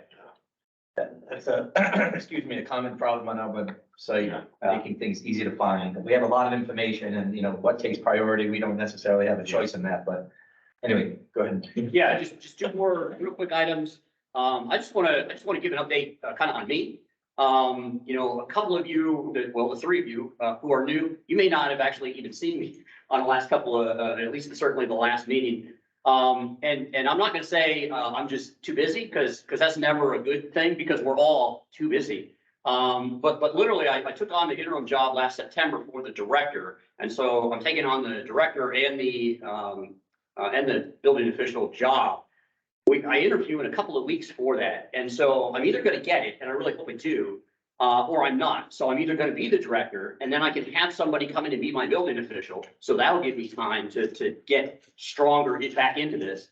Or I'm going to be the building official still, and I'm going to be able to come back in. Honestly, there's ebbs and flows for everything, right? And this last probably easily 4 or 5 months, 4 months, I've been on the ebb, right? And I apologize for that. But it's just a reality. We all do that. We all feel that. Just it's self-awareness to know that it's there. And I just want to give you guys an update for that. And the other thing is what we're experiencing right now. If you guys are here just for yesterday and today, if you're here through the next couple of days through the week, this in person, being here, looking somebody in the eye, shaking your hand, talking to you, whether we're in this meeting or when you go out when we take a break. Right? See who else is taking a break and go out and say, hey, I've never met you before. Tim Deal did a great thing when we were in Louisville and we had that Louisville. Thank you. We had that big thing with that play area, right? Or whatever it was. And I was out on the bridge and Tim came out to update me on something. And he comes out there and I was just talking to me. He's like, what are you doing out here? And I said, well, I looked across and I saw, I don't know how many people, just so many people that I didn't even know. I didn't even recognize. So I just went out there and I just started introducing myself. And now a lot of them are like, how's this guy? But the reality of it is, this is our industry. This is what we do. And the more we make that connection, the more we network, the better off we all are. And that's why, and ICC, and when we talk after this meeting, we're going to concentrate more on what the value and the opportunities that the membership councils provide and how can we firm up what that network and what that in-person thing looks like and the duration. So that's all I have. Thank you. And let's make sure that we relay that to all the board members. Yes. Of how important two in-person meetings. You're absolutely right. Thank you. Hey, Mo. That best practice in CBI, but There's not. That's a great point. talk to Matt about it. Yeah. Maybe that's something that y'all encourage everybody else to do. There's so many chapters everywhere. What was that? Across the United Best States. practices Attach the link to best onto practice. your So the capital chapters website. have quick access. The ICC website is sometimes challenging to, like any, any website. Yeah, it's just, if you can go to the places you're used to going to quick and find it there, it's always better. Yeah, finding it, making it easily found is, can be a challenge, but once you find it, grab the link and move it to somewhere where, on your page, that's visible, and you don't have to go to the ICC website to get to it, you can go right from somebody else's, that's easy. But it's a great, yeah, I'm glad I pulled it up, to be able to see how, it's a clearly a, fillable form, fillable collection, and that's the world today, right? We collect everything electronically and spit it out on the other end, and hopefully it's productive, so it's good. All right. Thanks, Mark. Tim, how long are you sticking around over here? They're back in. I told them not to wait for me to come back in, so, whenever you're ready, I'll be ready and. Well, why don't we have you go, then we'll take a little break and then we'll come back, we'll do the ICC staff report. Sure, that's fine. All right. So Tim, why don't you, talk to us a little bit on your stuff? Just a quick update on the fire service. Of course, yesterday we had the presentation to the board concerning EV and lithium ion batteries, and we requested the creation of an ad hoc committee, which the board was more than gracious to approve, and we look forward to moving forward on that initiative because it not only affects us, it affects you guys too, as well as a lot of others. So what we've done now, and I was just with Chief Michael O'Brien, who's really been leading the effort through IFAC, which is the International Association of Fire Chiefs. And he created a presentation that he gave that I have forwarded over to Bill, because at the end of that presentation, he has actually created a QR code. And that QR code will send you directly to all the ICs, information that they have on lithium batteries. Including the charging stations, the other items that we've been asked for, that he's been asked for, of how do I handle it? What do I do? And so we're really trying to push that momentum forward and look forward to working with everybody on that group, and getting that more information out as it comes forward. Otherwise, down there, we're working towards all our other reports, looking forward to continuity and outreach. Andre's gonna do a great report, but, looking forward to get that topic out there and get that moving, as well as some other items that we have on. Of course, Christine and I will be in the meeting with Ed and Mark. So again, I agree, stress is important to me. We get so much more accomplished, and I can't, the back, what Mark said about networking, that was the biggest benefit to me. And I'll say it, I've been here too many years, but, networking, has been the best opportunity that I've had to ask any questions, to reflect and to make the great connections that I have. And I look forward to continuing that for a couple more years. So I'm gonna do the Dan thing and then retire permanently. But that's all I have right now. Like I said, please feel free to reach out. And I'll take any questions if anybody has any. Great. I know it's a massive push, but let me illustrate. If you take your clock radio and unplug it from your house and go to your office and plug it in, it's going to work. But you can't take a Tesla and plug it into somebody else's thing. Who is leading the charge to insist that there be some universality, not with a dongle that you have an adapter, but just a universal charger that all electric vehicles must comply with, so we don't have proprietary plugins for vehicles? And that's one of the big questions we continue to get, and I know he has a section on that. I know Maryland, it was in the legislation of Maryland this year to require that. Didn't go all the way forward, but there is a study group that's coming out of that for that, exact reason. And that's one of the big questions. There is some push there, but I don't know that it's a big push. So I don't know where the push is gonna come from.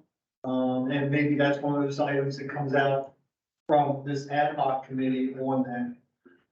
But yeah, like I said, there's so many questions, and even especially with EV storage. Yeah, you think about EV storage, where are they all going? They're going in parking garages. Well, some of these parking garages were developed 30 to 40, 50 years ago.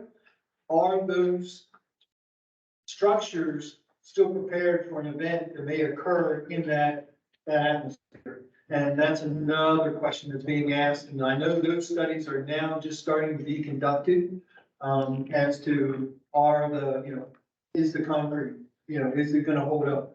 Is any of that, those are the questions that are coming forward now also. There's a great video that's out there, it was just on there. Think about all of your commercial vehicles now going to electric. That's the next big push. There's a video out there now that shows a commercial bus. It's in France, but it goes 2 minutes less. How are you going to take somebody a school bus? You have that event happen on a school bus. It's a whole different set of circumstances.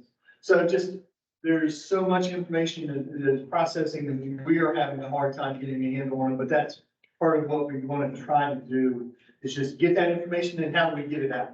That's the second part of the equation, and that's the part that I'm now working on in the fire services, getting that pushed out. We're getting all this out. How do we get it down to the levels that we all are operating in? So that's the next piece of the puzzle also. Yeah, and if I know a lot of you weren't in the board of directors meeting yesterday, but Carl Pippinger did an excellent presentation, I thought, on the problem with the lithium ion batteries. He had some excellent videos in there, just illustrating the problems, some great pictures. Like Tim was saying, you get these commercial parking structures. He had a picture of an apartment building in New York where it had, apartments above, they had some underground parking, and they had kind of built a makeshift charging station for electric scooters and stuff for truck club drivers. And they had, I think he said, like 200 some chargers built in, all of them running off of extension cords, going to, to about 3 or 4 outlets. They had, a spot for the charger, a spot for the bike storage. Obviously, these weren't designed for that, and it's a huge problem that we're gonna need to deal with. And I appreciate the Fire Service Membership Council bringing that to us.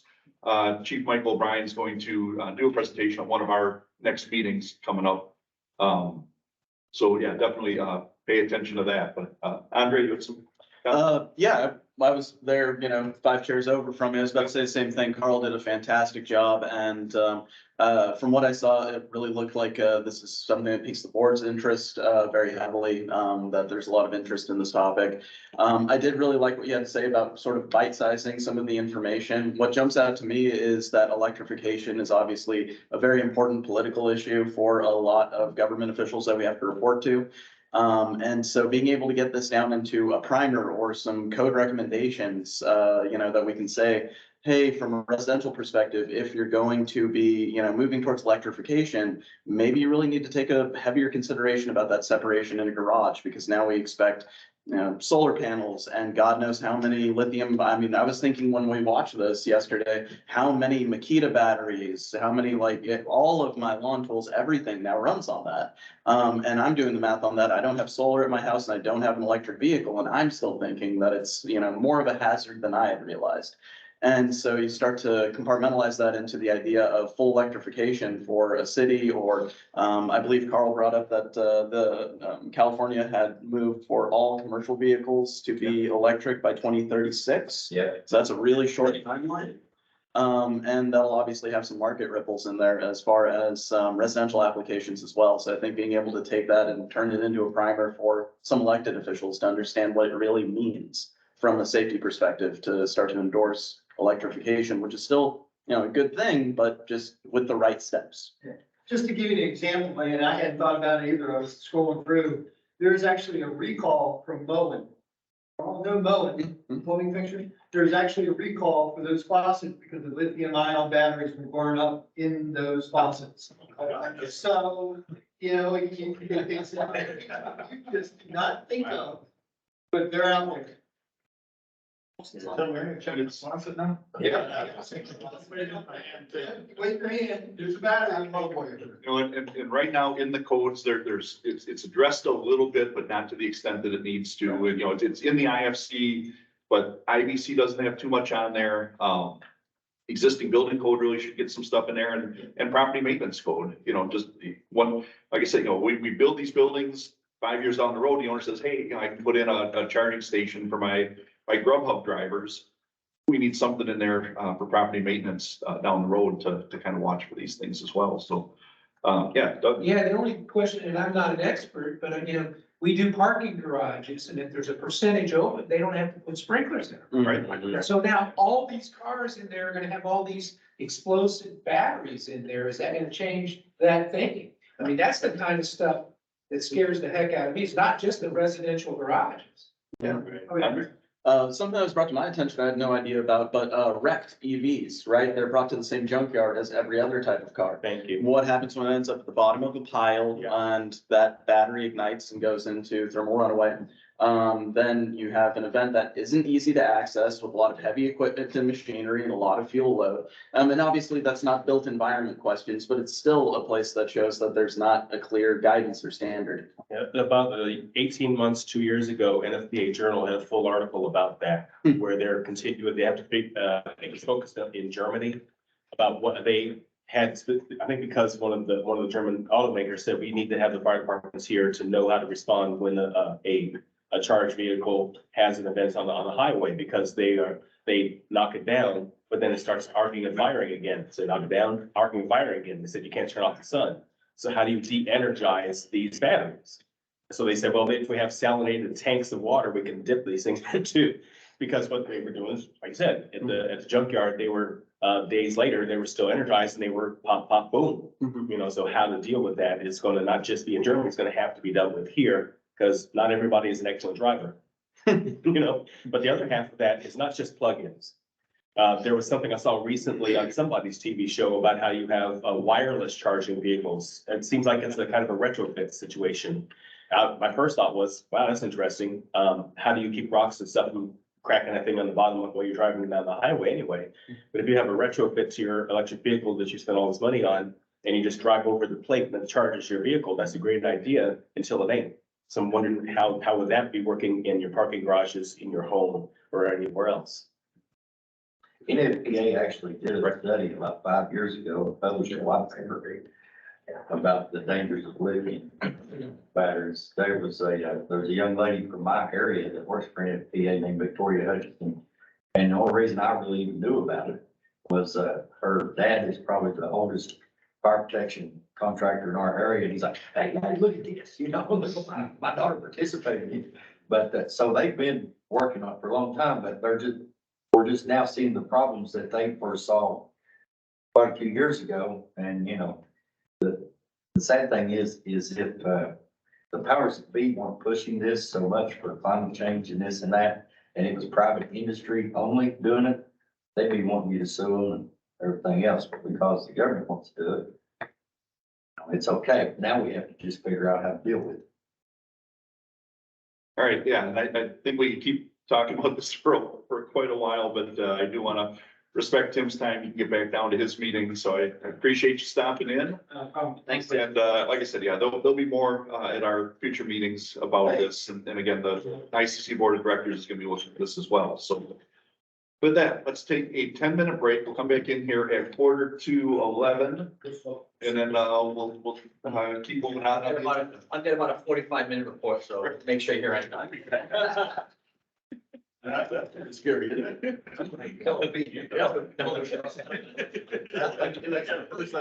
Try. 16 block areas, man, you can't have. So most of it's okay. A walking. Yep. Which is not a bad idea, have a community that's designed for walking, walkability, because that's people sit down and they're, they actually just shop around safer. Water doesn't. Sprinklers don't. Yeah, they do. There's no, I think you want. So I was right. I've never seen it. Pretty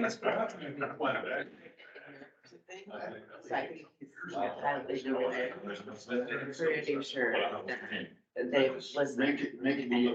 Yeah. You're the. There's no way, you can't just have like one thing. Me, I get away then, because I had it with my hair. So I'm hoping that that is something that we don't have to. I'm not trying to hide it. Sam, did you, Right. So Sam, for. For the ground part, for that parking lot, and it has to happen. And I'm sure clear.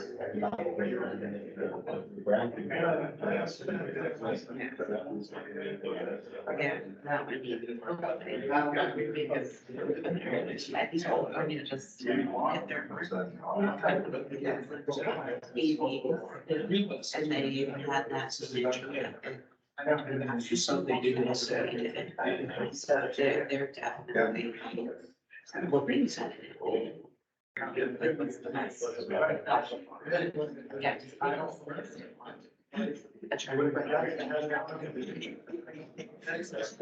Talk about a business model that actually works.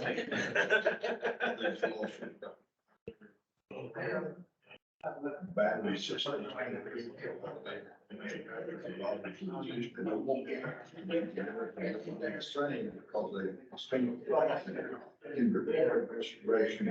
Yeah.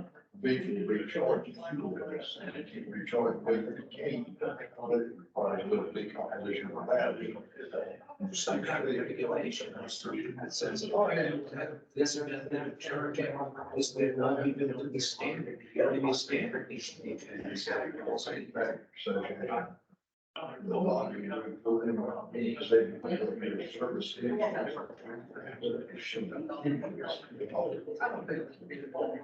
gonna make money. You really need a universal charge.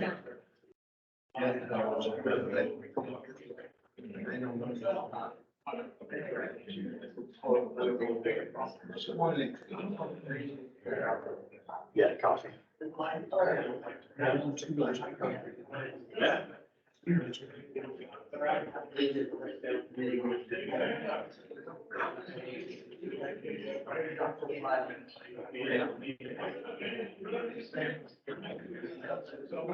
Go see what's going on at PMG. Well, at least we did.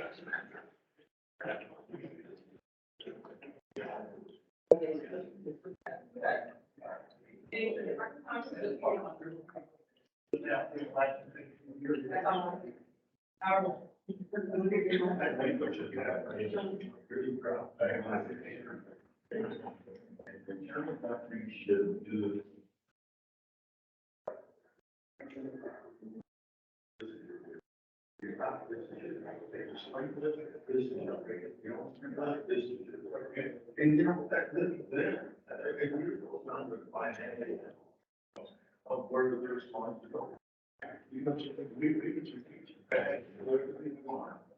But ultimately, the insurance company, whether are the ones that are wanting to leave. That's really what I think we need to. Because we, instead of trying to get insurance companies that are all in the water.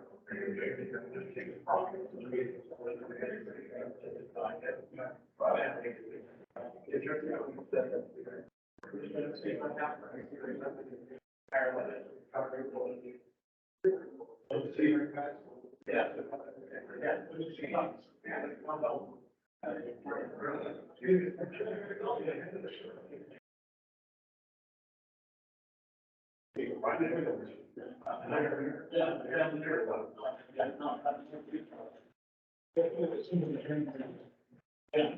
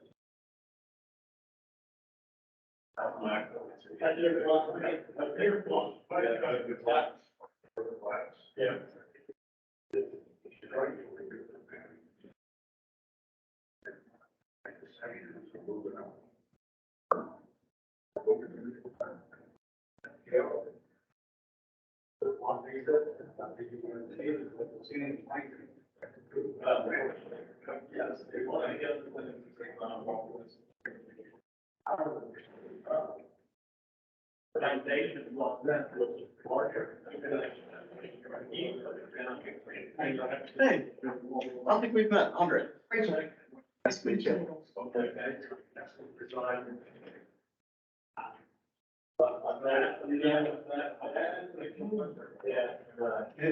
Step outside and I'm looking like a hot mess now.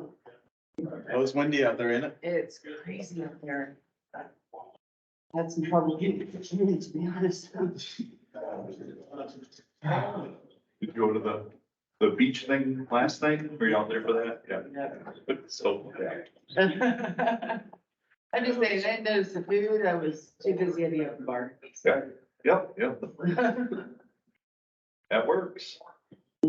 That's, yeah, after a while, yeah, Bill and I, we just ran over to that tiki bar out in the middle there. Yeah, we're out of the rain, we're out of the wind. Yep. So I was gonna let you know that in Portland, they have a pilot program now. 16 block area in downtown, 0 emissions for all delivery vehicles. Wow. So that means all electric vehicles within a 16 block radius of Portland. Yeah. Downtown. That sounds like a brilliant idea. Yeah. What's that? That sounds like a brilliant idea. All in one place.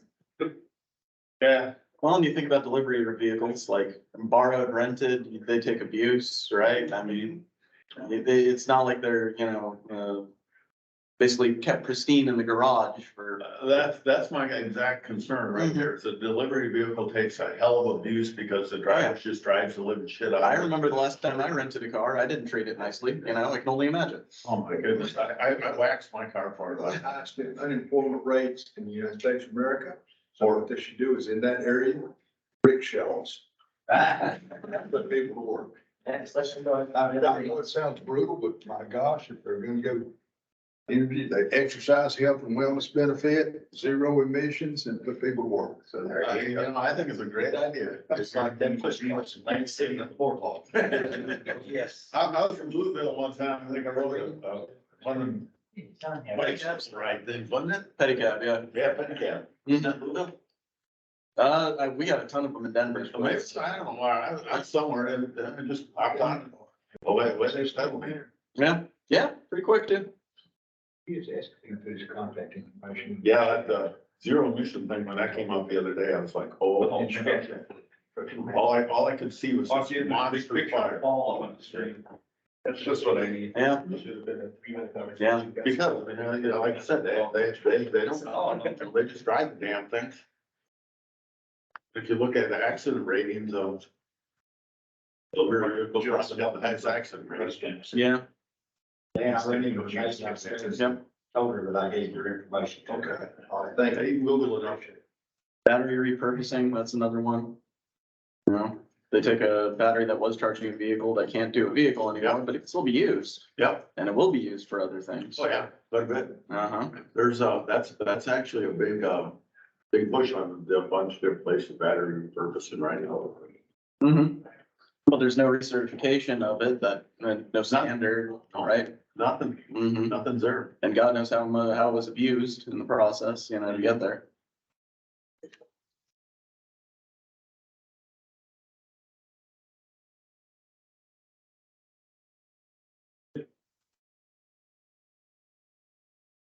Just gonna give, Mark one more minute here to step back in and get started. Brian's out, Tom's out in the hall with Sam. I don't know where Doug went to. There was Doug. Like a car shirt. So you can just go over there. There's Mark. Mark, we'll grab everybody else that's. They're parked in the city, so you don't have to do anything. Yeah, we'll close the doors. I might have stopped down, that down, so I should have my computer to some. This is just the ED, I knew about because I'm safe.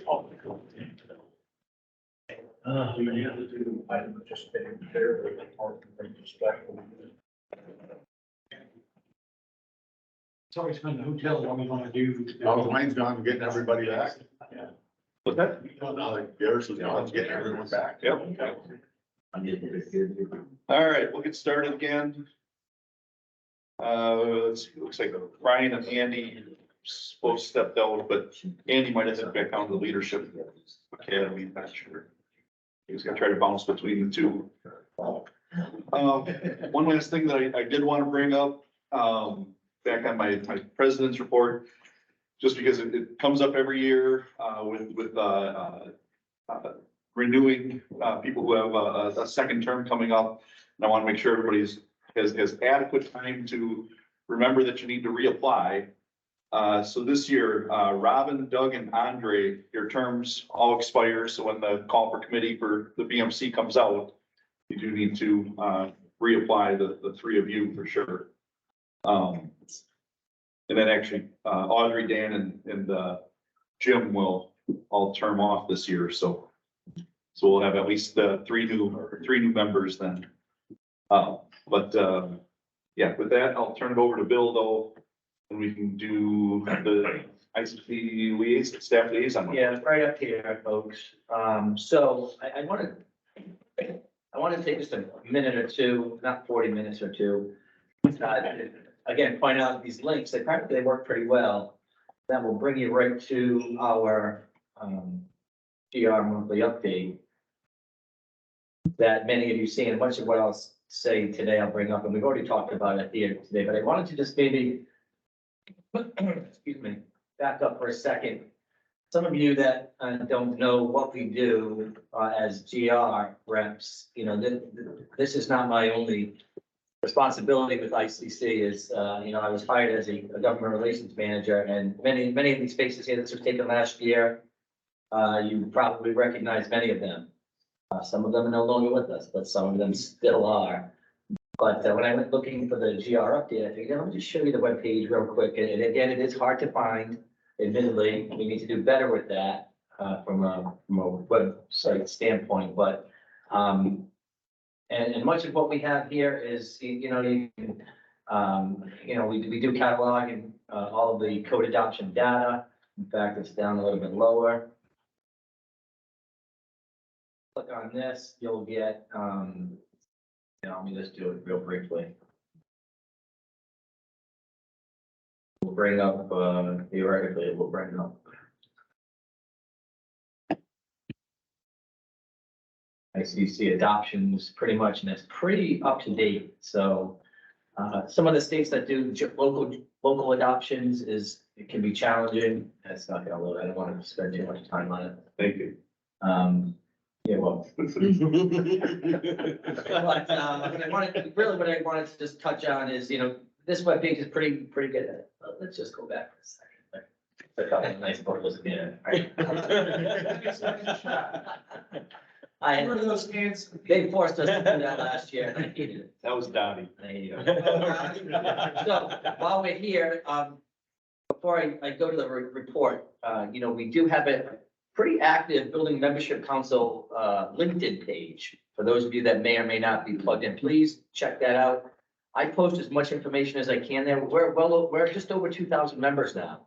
Oh, wow. Which is pretty cool, that people follow us, and much of the information I try to put out there is really just information for, relative to ICC and code officials and just resources to do your job. So, in addition to that, we have a Facebook page that, I've maintained for a bit, and it ties to my Twitter feed. We have a GR Twitter, so there's a whole bunch of social media stuff that you can all plug into, and I'd encourage you to do so, with the caveat that I get it, you're busy, but this is the way of the world, whether we like it or not. This is the future, for good or for bad. The digital world is clearly here to stay, and does not take the place of this great in-person meeting that we get to have twice a year. But it certainly can be helpful as you do your job. I wish I had these resources, frankly, when I was a code official, which is, 9 years ago now. But this is a monthly report that Rick Hoffey is responsible for putting together for us every month. And my only complaint with this, and I love this, because I send it to you all, I believe, and to others, and so do the other GRFs monthly, is I still haven't found a place to catalog this, to have previous editions. You know how many times I think I saw that in the January version, and you can't find it anywhere else, and it'd be nice to be able to go there, and for whatever reason, we're not able to archive this, correct, so, but I'm trying to work with Rick on that to archive this, but this has become the go-to document with what ICC does, right, what we do from GR to get the information out to you all, and Rick does a tremendous job. We all get input every month on it, and much of what we've talked about already today is contained in here. Obviously, the links, I took the idea of my link to, put some links in here to we do have a LinkedIn page, then our website, of course. These are all good electronic reference material that you can get to relatively quickly. So we're at the interchange. Of course, we've talked about Building Safety Month and the different themes that we have and the different ideas that are out there and the different groups that do all these different unique ways to celebrate and proclaim. And, those are things that we love to spotlight, and we will start to spotlight that as the month begins. Ron, I get bad on me, but I saw this as I was scanning through it, the scholarship opportunities for Building Safety Month. I'm really not. Click on that. Has anybody done this or? No, It's a scholarship I'm looking for. I'm sorry, my bad.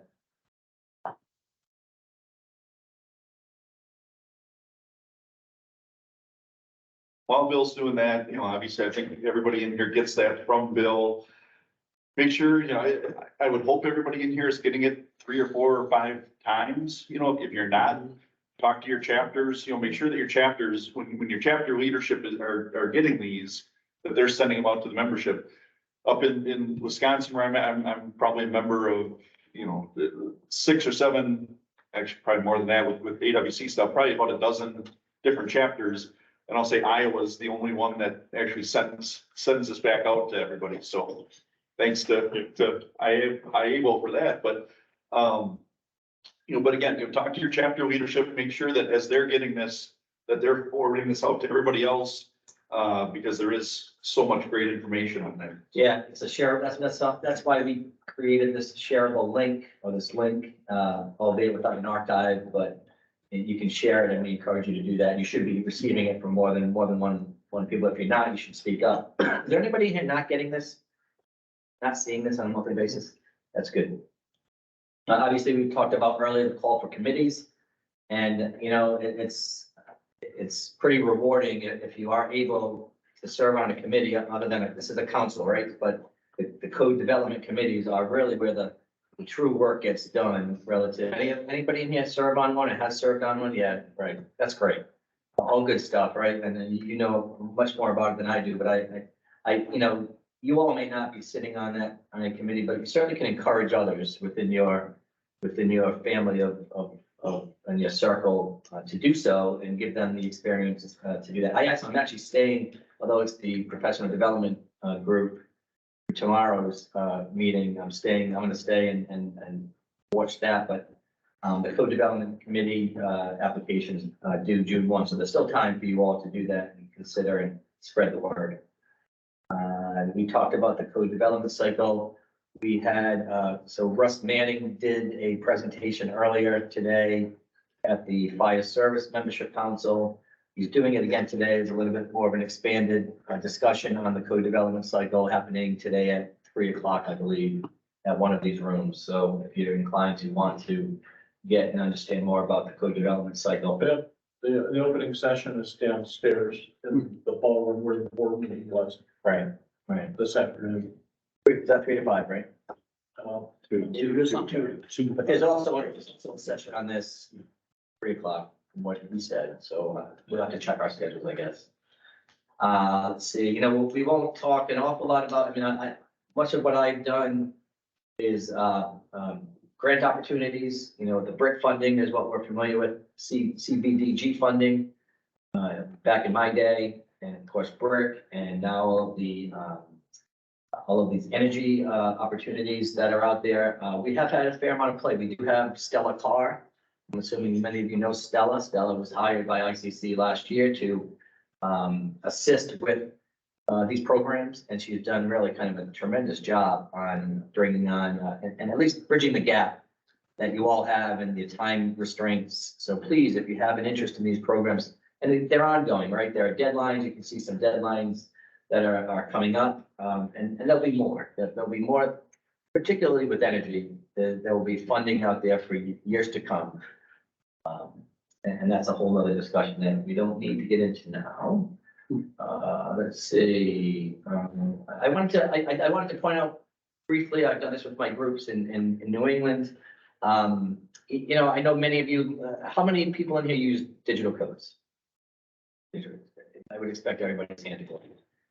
What I've started to see, and you're all aware of the lawsuit we have with upcodes, and I just ask you to be, the ICC does have a website on it to give you the most latest updated information, but I just wanted to mention it because there is a federal Pro Codes Act that's out there. I'm not exactly sure where it is right now in the process, but you know, that folks, I'm starting to see people use it as an easy reference when you, for some reason, in our system, when you can't get to digital codes, inevitably I'll be on a meeting and somebody will put up an upcodes reference, and you know, immediately they apologize to me 100 times over, and of course I scold them. But I just like us to be respectful of the fact that what we have here with ICC and our digital codes is our intellectual property that is being violated and stolen.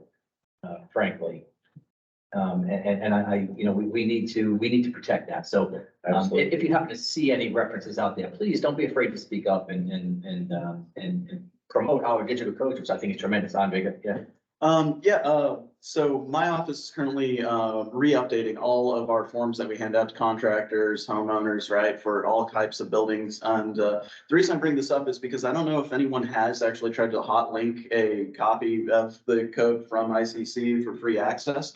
But you can get down to the section with what it is that you list as a link. So on those documents, like if you want 60210, you can just grab 60210 and make that a link onto a document. We're redoing that and eliminating, you know, 10 pages of checklist materials that we used to give out, and guaranteed all of those links take you to that site, which helps encourage this. And it also ensures that my people that, you know, I'm trying to educate get the right information. So I'd strongly recommend, and if anyone wants a sample, I'm willing to give you everything I've made so far. So. Yeah, I mean, quick hit on that.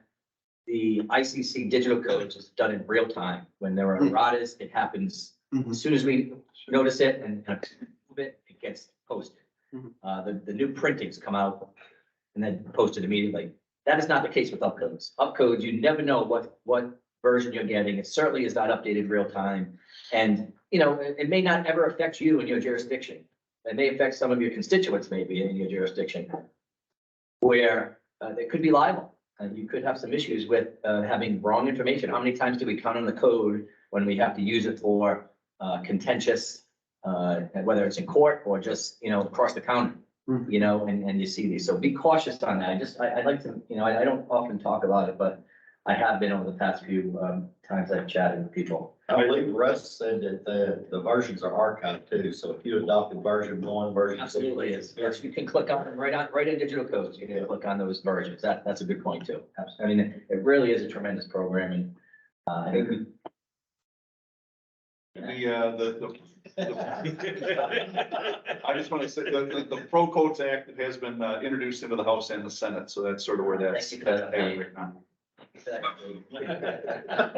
Indeed. Let's see, what else is on here that I wanted to point out? We have a couple of new staff members. Those of you in the Texas area, Rick Lunzer. Do you know Rick? No, Rick, we need to make it, he's not here this weekend. Romario Mata is with our PMG group. And we just recently hired who? Karen Beebe from the APA to be our.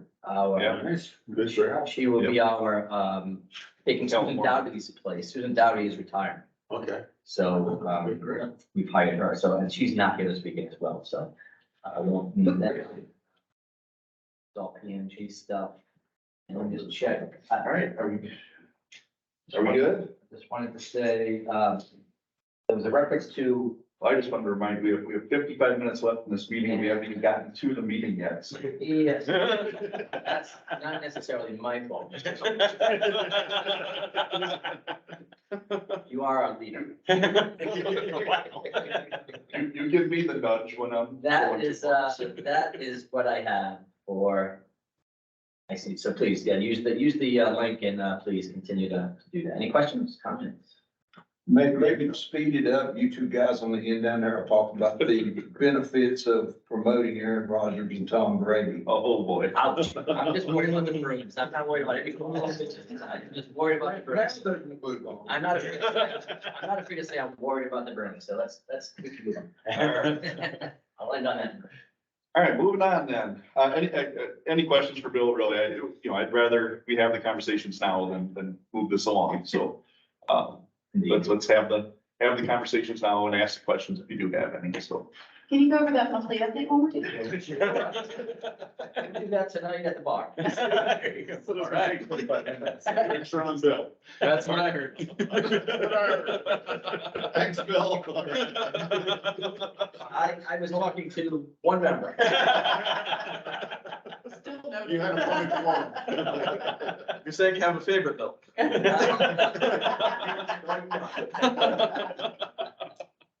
All right, so moving on to number 7 here on the agenda, new business. So the candidate forum update. Mark, do you want to?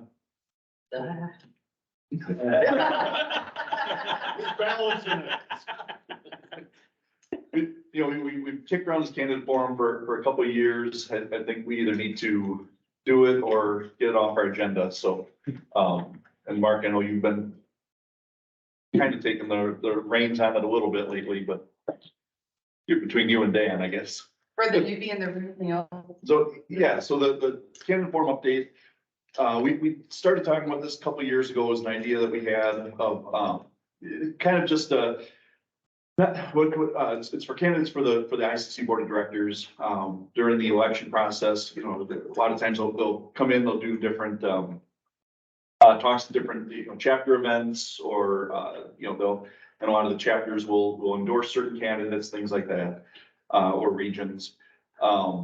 we talked about maybe just having them come in and just kind of do just a town hall meeting where we're not endorsing candidates, we're not picking candidates, it's just a forum for them to, maybe do a live stream with the BMC membership and just kind of give us your sales pitch, what are you about, who are you about?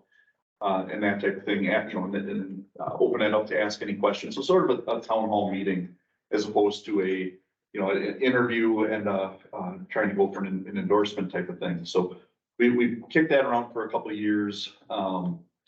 We did have some concerns from some of the board of directors about it. And that's, I think, what kind of delayed it a little bit, but I don't know. Yeah, and that is it. I mean, we just picked that word and then that forum word, and that was not the good term because that's already something that ICC does, right? And so they already have kind of a structure for that. But you're absolutely right. It was very much kind of a town hall forum.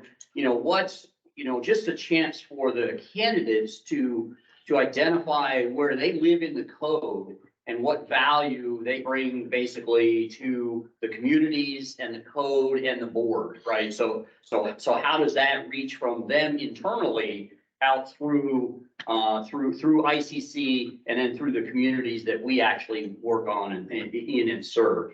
And but logistically and we've got some good, we've got people that want to participate. It's just hard to figure out the ability to pull it all together because it is somewhat complex. It's a logistic. It's a logistical nightmare. And I think too, when we first kind of broached this idea, it wasn't just BMC, it was kind of all the membership councils. We were kicking around. Oh boy. We were kicking around, giving them a chance to kind of, give their spiel and everything, but then maybe have one or two questions from each of the different membership councils on things that are important to them, so things that we care about. Fire service might have a different spin on it, or PMG might have a different spin, or major jurisdiction. So it was a way to kind of engage all the membership councils and have them all talk to the candidates together. So, but again, kind of a logistical issue and plus some concerns by the board, but it's something where if we do want to do it, that we kind of gotta get moving on this thing or scrap the idea. Dan?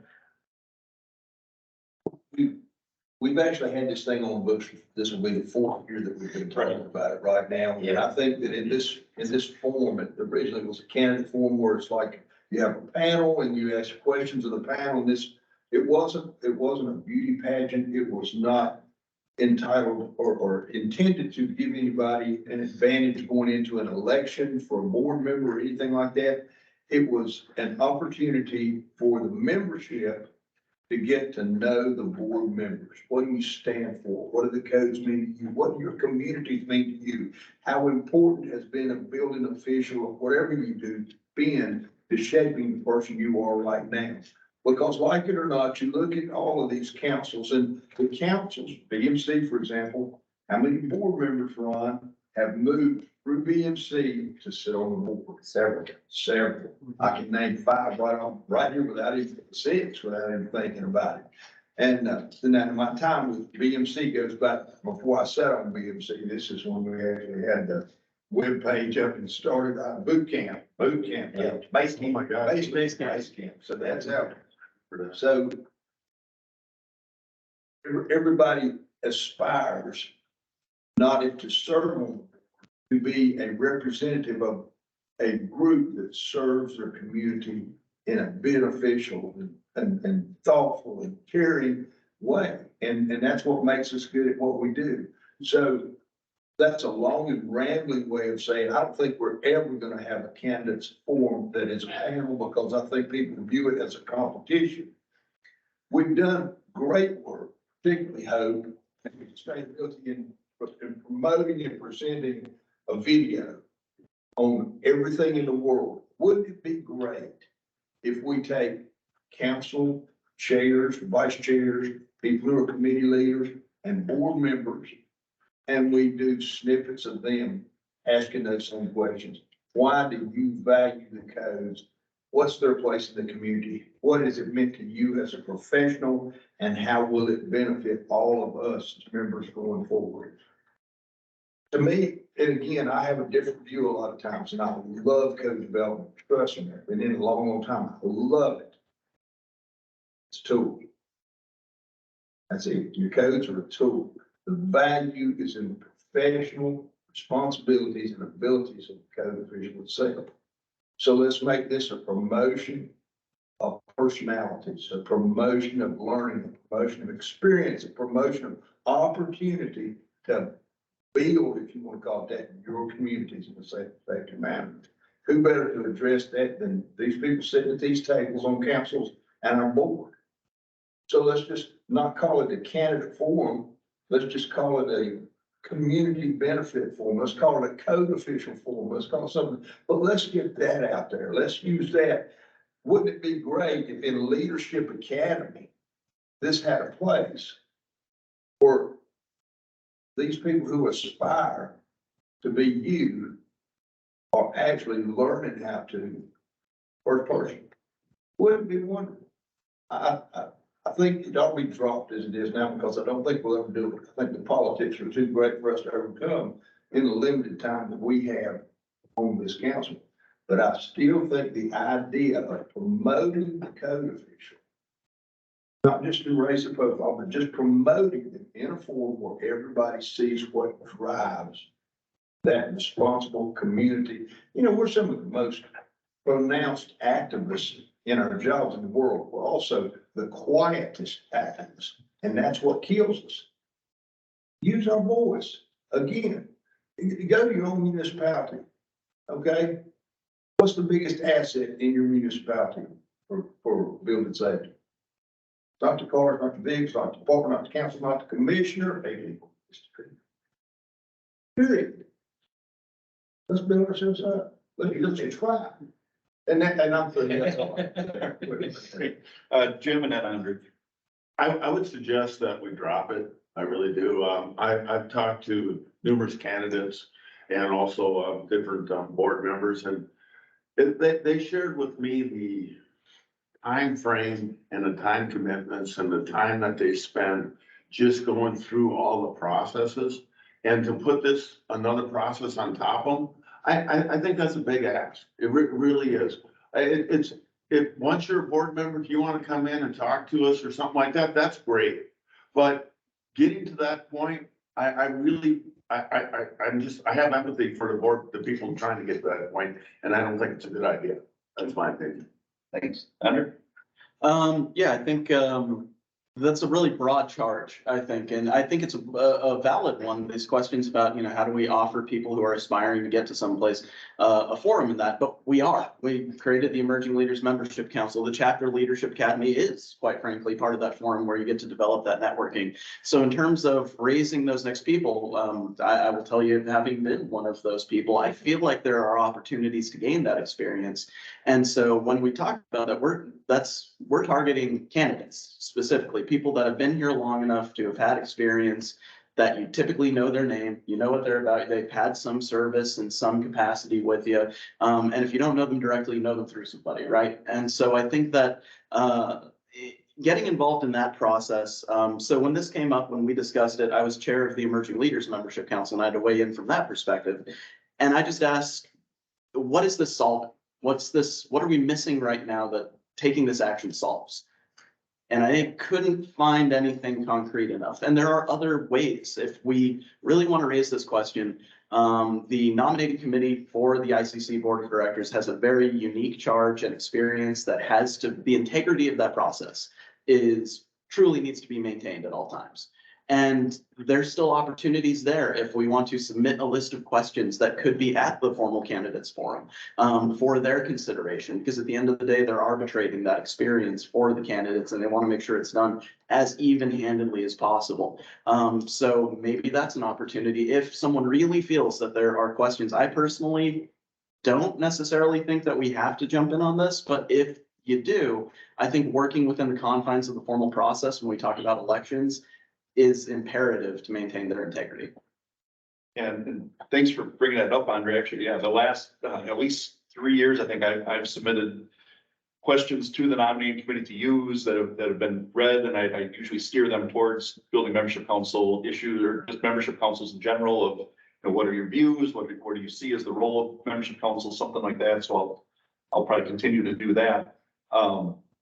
Yeah, so I'm kind of hearing, you know, maybe let's scrap it as we had talked about it, but actually, as people were talking too, I was almost thinking, you know, since we're always looking for speakers, maybe after they're elected, we bring them in as a speaker to the next BMC meeting and just kind of give them, you know, a few minutes just to introduce themselves to the BMC. You know, they can talk about what they see as the role of the BMC. You know, we can ask them questions at that type of thing. Maybe we start off our next meeting after they're elected with the, you know, the 2 or 3 that do that. So, yeah, Ron? Thank you, Mr. Chairman. So, you know, all the membership councils, to me, the BMC, because that's the one that I've primarily been involved with, but it's like a natural progression. You work in your chapter, you do your chapter work. And after you move through that chapter work, you know, where are you gonna go to next? Well, you go to a membership council. You know, and you serve on a committee. You know, you're up there on the dais and you're making decisions that affect this whole thing, and that's what the whole process. And so to me, it's a natural progression that you work throughout your career. And if you so aspire, then you're gonna, you know, you may or may not run for candidate for the board and you may be successful. So, but if not, there's plenty of places to serve. Okay. You know, and if you turn off of the BMC, you can go to another membership council somewhere, get involved there, you know. Right. So there's plenty of places to serve. Yeah, if you want to do something, ICC will find a spot. It'll work. All right, so general consensus, everybody good with, we scrapping it in the format that we've been kicking around the last few years, and maybe we can explore a different way to interact with candidates or with new board members. All right, moving on to the secretary position. We've kicked this one around a little bit as well. You know, the secretary position, something that the charter committee came up with last year, stolen from, I think, E.Lisinski. I think you guys had that first. Oh, if it's good. Melody had one first, for the record. One of those who served in 2 different. Yeah. Perfect example. And, you know, and maybe with Allison's work with the charter, you know, might get incorporated across the board, but, you know, something, and we wanted to look at somebody who can, you know, help to, you know, kind of take some notes and just, kind of help Bill out with some of the record keeping and that type of stuff. So, at the last meeting, I said, you know, at this one, we'll actually take, I guess we should probably have a discussion if we want that position, and then if so, I know a couple people have expressed that they would be interested. I think we've kind of settled down on what it might be better right now, but I guess first I'll just open it up. Should we have a secretary position? Tom? Yeah, I having sat in Bill's seat before, and had done a lot liaison work with the different councils. And that is something that really it would be behoove the ICC liaison to have somebody else to do that so that they can focus on the parts they need to forget keeping the meeting moving, rather than having to also, because I've been doing this a long time, and it's always a nightmare to try and take minutes or take notes and participate. Yeah. Because you're supposed to be listening to figure out what's going on, and you can't really do that. So I think this is really a good move. Of course, when we put the addition to the charter in, it was because we thought it was a really good move to do. So. But I see it as being, thanks for that, Tom. So do any of you, you know, we record our meetings and we put them on the website. So do any of you view that? We're getting a fair amount of hits on it, so I think that's a good resource, you know. So everything we've discussed here will be, I'll cut it up a little bit and take out all of its talking points, make sure none of that gets included. I can edit it that way. Yep.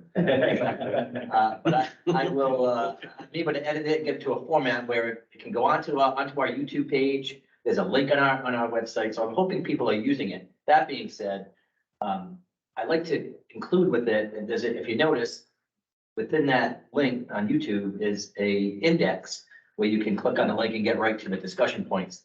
What I'm getting to is that that index is lacking substantive information that I think could be helpful having a secretary provide. You know, I can take so many notes and, but it'd be helpful. When we don't need a manifesto. We need some general conceptual talking points. I think that would be helpful to you all. And I think it would be helpful to people who are trying to track us and follow us.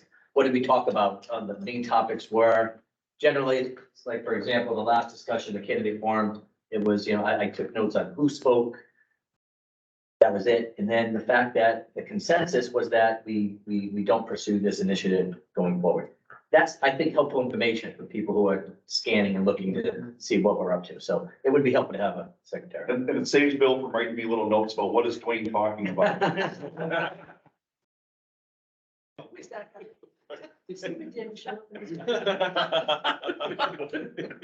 All right, so general consensus, yes, let's do a secretary. Yes. All right.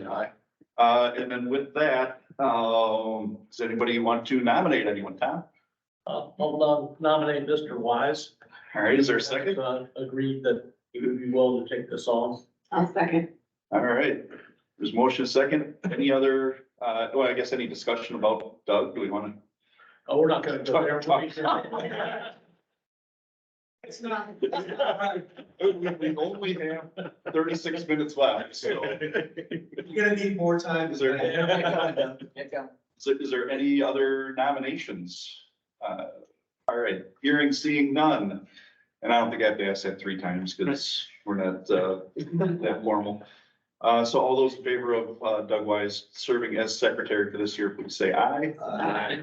Any opposed? All right, congrats. Thank you. All right. I'm thinking about filling out that the request for serving. The paycheck is tremendous, so. All right, moving on, the AVM educational presentation. Dan, I will ask you, keeping in mind here that we are at 35 minutes left, it's still a lot to go. I know it's not in your nature, but. Just watch this, guys, this is something that we're gonna do at the annual meeting, I hope. It's a 3-hour presentation. One of the things that constantly gets asked is how do you attract people to our profession? How do you make being a code official a destination occupation, or at least a secondary destination occupation? And so we're gonna take programs that work and people that have seen those programs, developed those programs, and we're gonna bring them in as panelists. We're gonna let them talk to our membership and well, anybody that wants to come to those classes about it. And then it's gonna be 3 hours long. We'll do that for a couple hours, and then we'll have an hour panel where people can ask questions of these experts and say that. And hopefully at the end of it, we're gonna hit ICC up for a little bit of money. Anybody that comes to that. Well, now, wait a minute. I hear that whoever turns into most building safety month proclamations, the state is gonna pay for it. Yeah. Anyway, that the person leaves with a flash drive, and it will have a template of all of those programs on it. It will have a template that lists community college programs that are already in place, where they have code officials that actually the certifications. It will include templates that have community colleges or colleges that have construction management programs, and in the hours of those programs, which you can change to offer a certification from the community college as a code official. And these things will help ease people into our profession. And also it'll give people in their own home communities an opportunity to say, I wonder how they did it. Oh, wait, I have a flash drive with their presentation on it about the steps they took to do it and make it successful. And it's gonna be AB and also. And I'll need help, and I'll call everybody. Trust me, I'm shameless when it comes to asking for help. You call it. So yeah, so we're putting that together with ICC. Matthew Wynn's gonna be working with us on that. So, and Ron Feaster as well. So, in the board meeting yesterday, there was a lot of stuff, that the board is working on with revamping the Safety 2.0 program. that actually has a lot of stuff that's similar, I guess, between them, but you know, the safety 2.0, that's what the board is working on. We're looking at things that, you know, that the local level, the chapters, jurisdictions that they can also be working on, programs that they can take and pull them off the shelf and use. So, we've talked to Hope, we've talked to Ron, we've talked to, Jack, Applegate, you know, so we're gonna talk to, I think Steve Jones, some of the Skills USA stuff. So again, it's a little bit of work in progress, but it's gonna need to come together pretty quick. So, you know, Dan's gonna work on that. We do need probably at least one more, maybe two more people that would be willing to kind of help out, you know, help ICC and us kind of form that program. You don't necessarily have to be a part of it, but just, you know, making some calls, kind of, you know, finding other programs that are out there that are, you know, that we can steal or borrow and, you know, have them as a panelist on this. So, is there anybody else that's willing to, kind of work with this? Didn't I already say? Jim will. I'd like to have four people. I really would, because that way there'll be a lot of reaching out, and I'll be glad to supply you with names of people to reach out to. It's also, in addition to being good for all of our membership, and as Ed said, our chapters everywhere will need to do this. How many times do we come in here and say networking and we don't do it? The reason we don't network is because we don't have a reason to make the phone call to begin with. This gives us a reason to make a phone call, but it's networking, but it's working together. And that way, next time you talk to somebody, you shake their hand and you see them face to face. And that's the best community builder for our community there is. So I'd love to have two more people from this group. If anybody is so inspired, you're gonna tell me now. But I can share the documents that we've created. The program, so you can by the state of Florida. Tom, you got one too? Yeah. You want to share yours? I mean, we should at least form together. Yeah. Yep, definitely. I'll share what you got. I don't know how much they'll help you. And this, I mean, gee, it's funny, but this all sounds like best practices. So, yeah, and I've already been talking to Sam about sending my internship programs to, for best practices ideas as well. Because what we're doing in Florida, since we not only use ICC's exams, we have state license that has experience requirements as well. And we, the Building Officials Association has basically developed 7 ways to get licensed. Wow. So the internship program is one of those. That's a 4-year to down to 1 year, depending on your experience program. So it's, we've done a lot of work on it over the last decades. And actually my program is kind of partially Doug's program and a couple of other people's. So, it's, a really good thing, and we'll definitely pass And it. those programs, and well, you know, I talked about it briefly earlier, those programs are important because how many people, as North Carolina is, Mark and I from North Carolina, your governing body for your codes is struggling to find a way to use reciprocity to allow people with ICC certifications to pre-qualify under your standards. And that allows you to basically mine for good, qualified, knowledgeable employees who might be relocated to your state. All of this is going to be in here. And again, the whole idea is to have a good conference and a good presentation, but then be able to share the information and let people take it home where their feet are on the ground and do that. So I still need some extra volunteers. You don't have to tell me now to be every 33 minutes. Yeah, I got you, Dan. I got you. Chris, you're willing to Sure. help out? All right. I'll put 1 foot in here. And Robin? All right, perfect. And So we could, all right, so we got Robin, Dan, Jim, and Chris. So I'll get those names over to ICC then, and we'll start to get Matthew Wynn's team with you guys then, start to put that all together and develop that. Sam? On the ABM presentations, we're getting ready to do one coming up May 31st with the British Columbia building officials on best practices. We want to take that same presentation and give it again next. Great to have represented MJC, BMC, and IAS to do that presentation. So, I mean, Mark's done that before. That's been great, and we'll be looking for somebody else to help. See if that was coming. If you want one more, Paul Demers said, put in the chat that he would be willing to, help out as well on that, so. So we'll add Paul to that list. Paul, spell your last name for me, please. DENERS. You have a very feminine sounding. I have, for the record, I have veto power over him, so. No worries. All right, and thanks, Did Jerry ever respond in the chat, Bill? Negative. Okay. all right, so yeah, and thanks, I think that's gonna be a fantastic program, and, I'm really looking forward to that, I think it's gonna be very beneficial for everybody.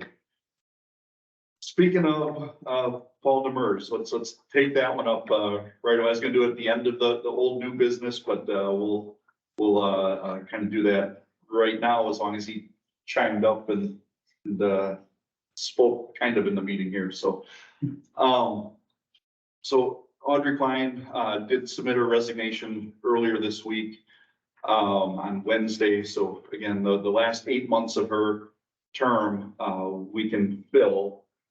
You want to call up the election document, Bill? No. All right. That might take me. We'll take your word for it. I told you, Stephen, get it ready. All right, well, you think then that I have it? I can ready then. Well, so either way, so, last year, the charter group, we worked on, not only just the charter, but also our election policy. And so we do have that in the election that, or in the election policy, that when we do have a vacancy on the board, that they're supposed to bring that to the board the next time that we meet. Yeah. Thought we had the right to appoint.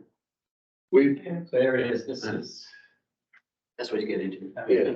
Rambo. That is it, this is. No. Back up, you already passed it. No, it's item number 8 on there. So item number 8 basically says that when we have a board vacancy, that we're going to, when we have a nominating committee from the year before that had additional names that were qualified, we would basically look at the next name on the list and appoint that person.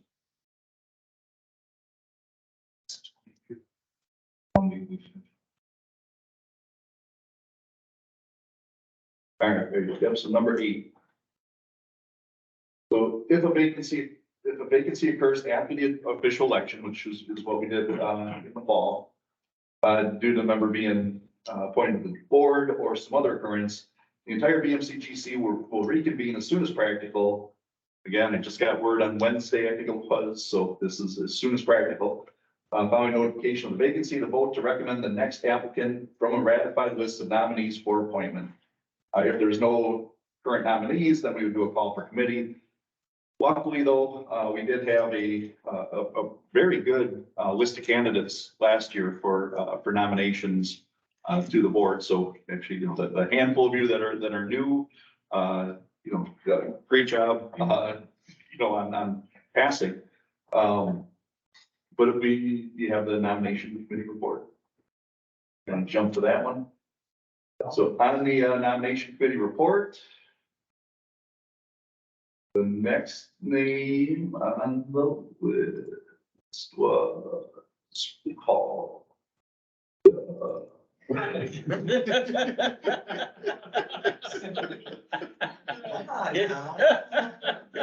Just want to point out, the LFC is already done. Wow. What's that? The LFC is already done. And they started Oh, at 10. They started at 10. Yeah. They talk fast over. Yeah. They're young. Yeah. Well, I emailed you 2 days ago, but either way, yes. Either way, so we go down to the next name on the list, basically, and that was Paul Demers.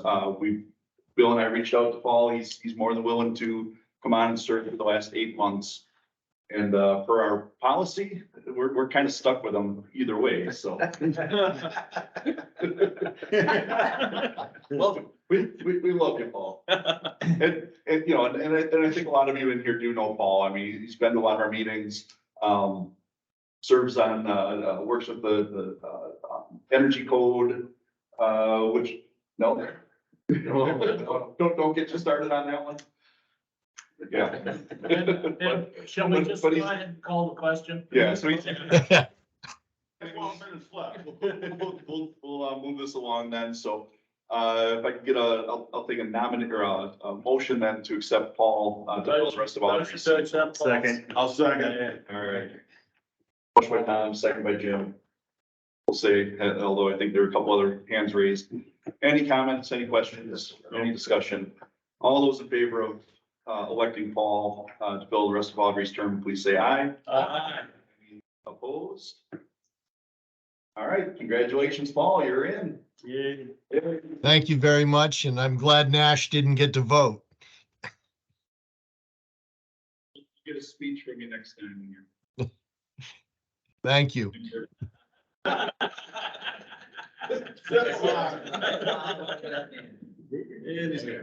right, moving through the agenda here. Sorry, yeah, that did take a little while. I was trying to get everything up so you guys could make sure that we were on the up and up with it. But, yeah, we'll move this along anyway. Educational presentations, I kind of touched on that. Or, oh, I'm sorry, regular meeting speakers, I kind of touched on that in my opening report again. If you guys have anybody, please let us know. Doug will talk to the one that you had. Yeah, I would suggest you get Russ to come and do the code change process like you did this morning for our service. Yep, definitely.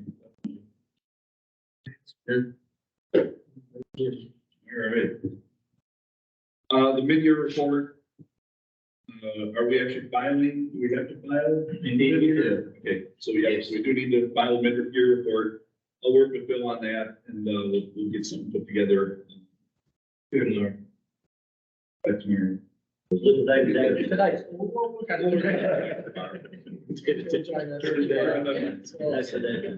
Depending on how the Bruins go, that's how our mid-year report's gonna be. Yes. All right, so that'll get filed. Again, I mean, I think you guys kind of know what's all gonna be in there. Actually, we'll get to it in the subcommittee reports. A lot of stuff that the subcommittee's been working on. Make sure to report in all that good work that you guys are doing. 2023 goals, we're more than a third of the way through 2023 already, so we'll put that together with the mid-year report as well. But again, I think we've touched on that. We've talked about those a few times. A lot of the stuff that the subcommittees are working on are bringing forward our goals from the facility. So with that, all right, we will move on to subcommittee reports. I guess, is there any other old or new business anybody wanted to bring up? I'm jumping through this stuff kind of fast, so I don't want to stifle conversation. So if you guys do have something, we'll certainly take the time. But I also want to be respectful of everybody's time.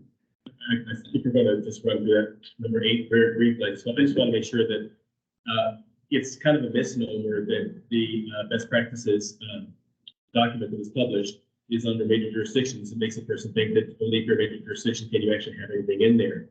So I want to encourage every person here to remember, just because it's there, and we talked about putting it in other places, the nominations, that kind of thing. Remember, there's any jurisdiction of any size can put a best practice in there. So whatever you have, it's been already spoken to by well in this meeting. If you have an idea, even if you think it's like nobody's going to want to hear it, put it on there. It's because what you don't want to do is try to reinvent the wheel. We already were kind of in a closer situation in the basement of the town hall somewhere anyhow. That's where they like this basement. So why not, like I said, get your voice out there, put your best practice on this document, so that somebody else who is facing the same issue you're facing might have some solutions that they can drop. Yeah, it's a fantastic document, and thanks to major jurisdictions and IES for working on that with us and for allowing us to crash your party that you guys have been working on the last few years. But yeah, fantastic document. If you haven't checked that out, definitely do that. We do want to talk about the innovation awards, as long as we're on best practices and innovation. The Bill, do you wanna? Sure.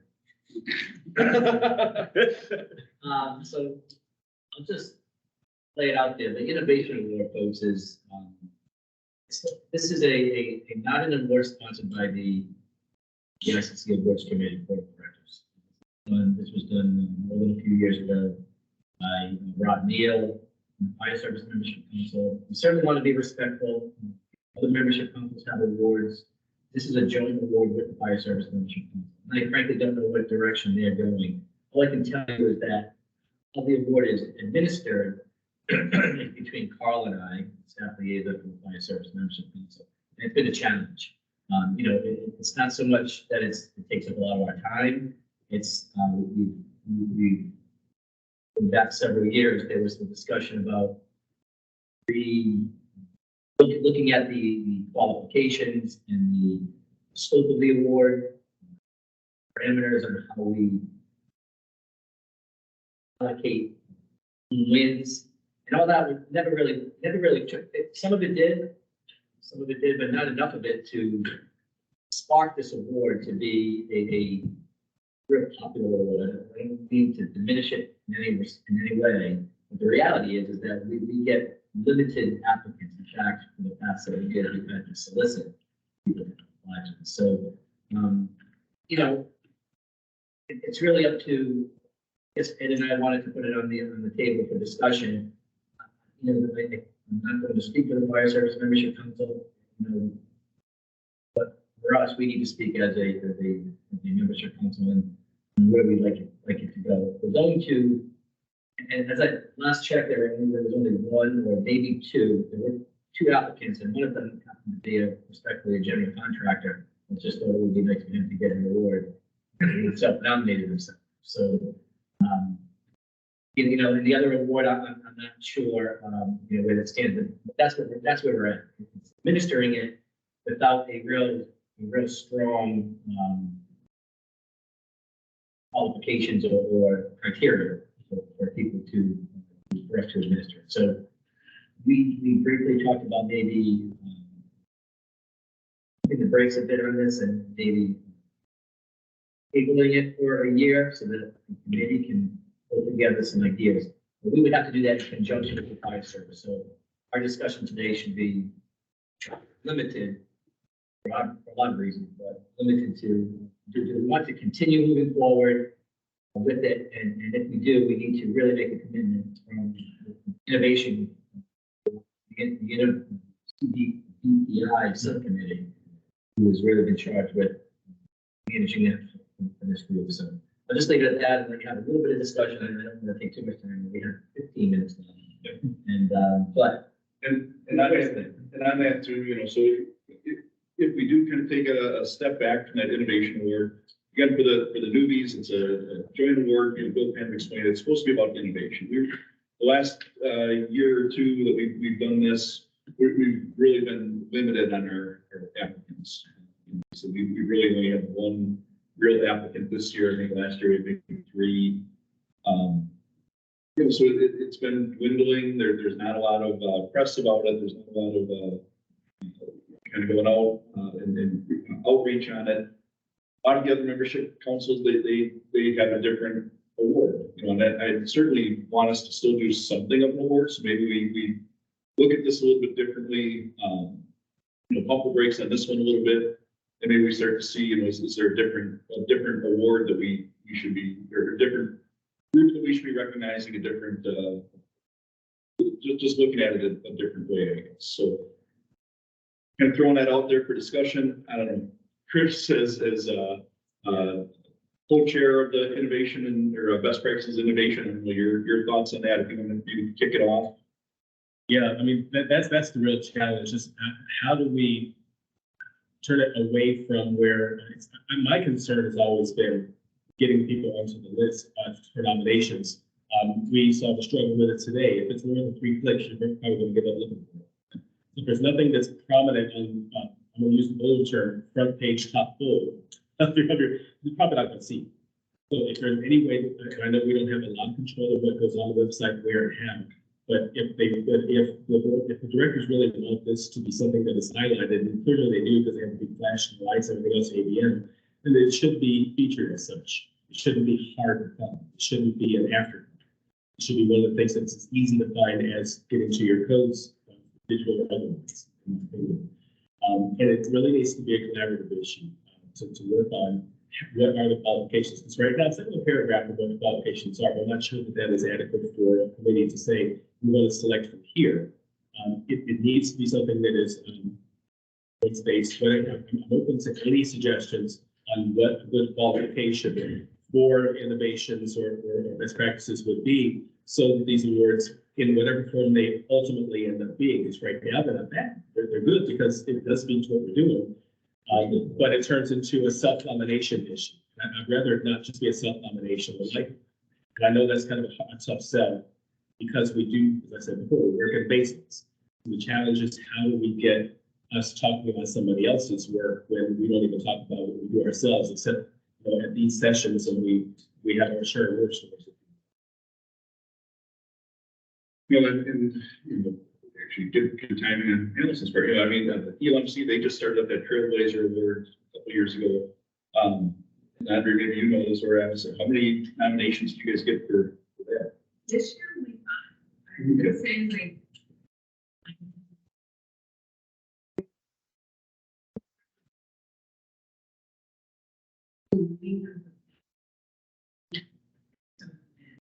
I would agree with that statement. When we made it, we knew that we were kind of contributing to that in some capacity. And at the same time, we did feel like it is very much in the spirit of their charter to honor mentorship. I mean, that was really the focus. I guess if you don't mind me jumping in while you open the floor, I have a question maybe to the folks that were here when this was brought up and it was created to be the Innovation Award.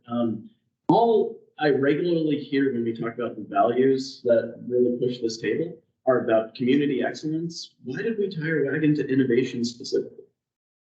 I mean, why not broaden that to a broader sense of recognizing exactly what we talk about in this room all the time, which is community excellence, whatever that looks like, whether it's an innovative practice, whether it's a leader that steps up and what have you. I'm just curious why it was relegated specifically to this use. Why innovation? Okay. Yeah. First year that it happened, it was fire service, and then. It was driven by Rob Neal. Rob Neal was the spearheaded it, and it really is respectfully heavily laden with fire representatives. They have three designated, their membership comes a little bit different than ours. They have their memorandum of understanding with the fire service groups. They have certain people that sit on their council, and they also serve on the innovation. So that was Rob's tie-in to the fire service. And at the time when the fire service was with, still is with GR, and Sarah was our GR VP, we incorporated it into GR. We kind of held its hand and made a big deal out of it at our GR forum that we did every year, and that was a good thing. But it really, I think you just kind of hit the nail on the head. We're kind of watering it down. The awards and the idea of winning an award. Before you came in, Allison, reported that one of the applicants for this year self-nominated, with respect to a general contractor who just thought it'd be nice to have an award on his wall saying he's an innovative builder. So those are the big problems, but the problem with it is getting to and he's one of two that we received this year for the middle. So we need to really, I think, pump the brakes and work maybe on a different award or some more defined criteria for an award that is meaningful to maybe just the building membership concern. Maybe the fire service takes their award and does their thing, and we take ours and do it. I don't know, but we need to kind of bring this to a deliverable. Just giving out awards just for the sake of giving somebody an award without watering it down is not kind of what we're right. Thank you, Mr. Chairman. There was actually quite a bit of discussion about awards yesterday. And the qualifications and the timelines and why we have so many. And so you may be making a decision here. That's your choice. Say very quickly, I do think it's a good idea to reevaluate, reanalyze what this is. Also think it's very important recognition, right? I think we need to recognize what we do, not us, but what our community does for our community. So I think we need to evolve this into something. I would say we just blank this out, but you know, the innovation award as we know it has always been, at least as long as I've been participating with it, it's been somewhat gray, right? It's very undefined.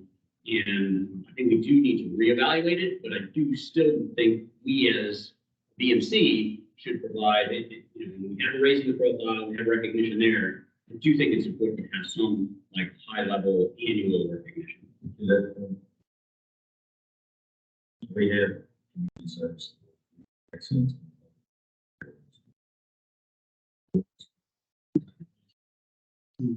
So if it's in the interest of kind of moving this along for us, let me have a discussion with Carl. Let's see what the fire service is at. I think I get the sense of what we all want to do. Let's do it that way. And then from Carl and I's discussion, maybe just between you all talking with fire service members, council members, you know, the word will get out on where we'd like to go. I'm thinking probably a meeting of that committee. We're gonna have to meet anyway because we have it for this year, so we're probably going to award it. And I think that's a good kickoff point to say, hey, okay, we need to really sit down and evaluate this. So I'll make sure, make a point of getting with Carl and getting us back on track with at least a meeting and a direction for the future. And if that means splitting, so be it, and then we can have a discussion on if and what we want to do. But I think we need direction. The board won, but in the interest of not watering down our awards and just giving awards for the sake of awards. I'm thinking maybe one of the ideas that I was thinking about, that maybe I was want for people to have a discussion about, I know we're at short time, was past winners of these awards. Do they have a voice in deciding who is the new? Yeah, those are all good points that have all come up over the years. And we just can't seem to pull that into the criteria. Right. You know, and that's what we need to do. And maybe that will change the focus of it. I did ask for help on the working group that asked, and I got one person. Who Yes, responds. it's challenges. I think we do want to move on with Tom and then Dan. Yeah, all the awards, you don't necessarily have to give them your, That's true. if they don't have a really good qualification for them, it's hard for you to say, you know, well, I mean, obviously the innovative general contractor,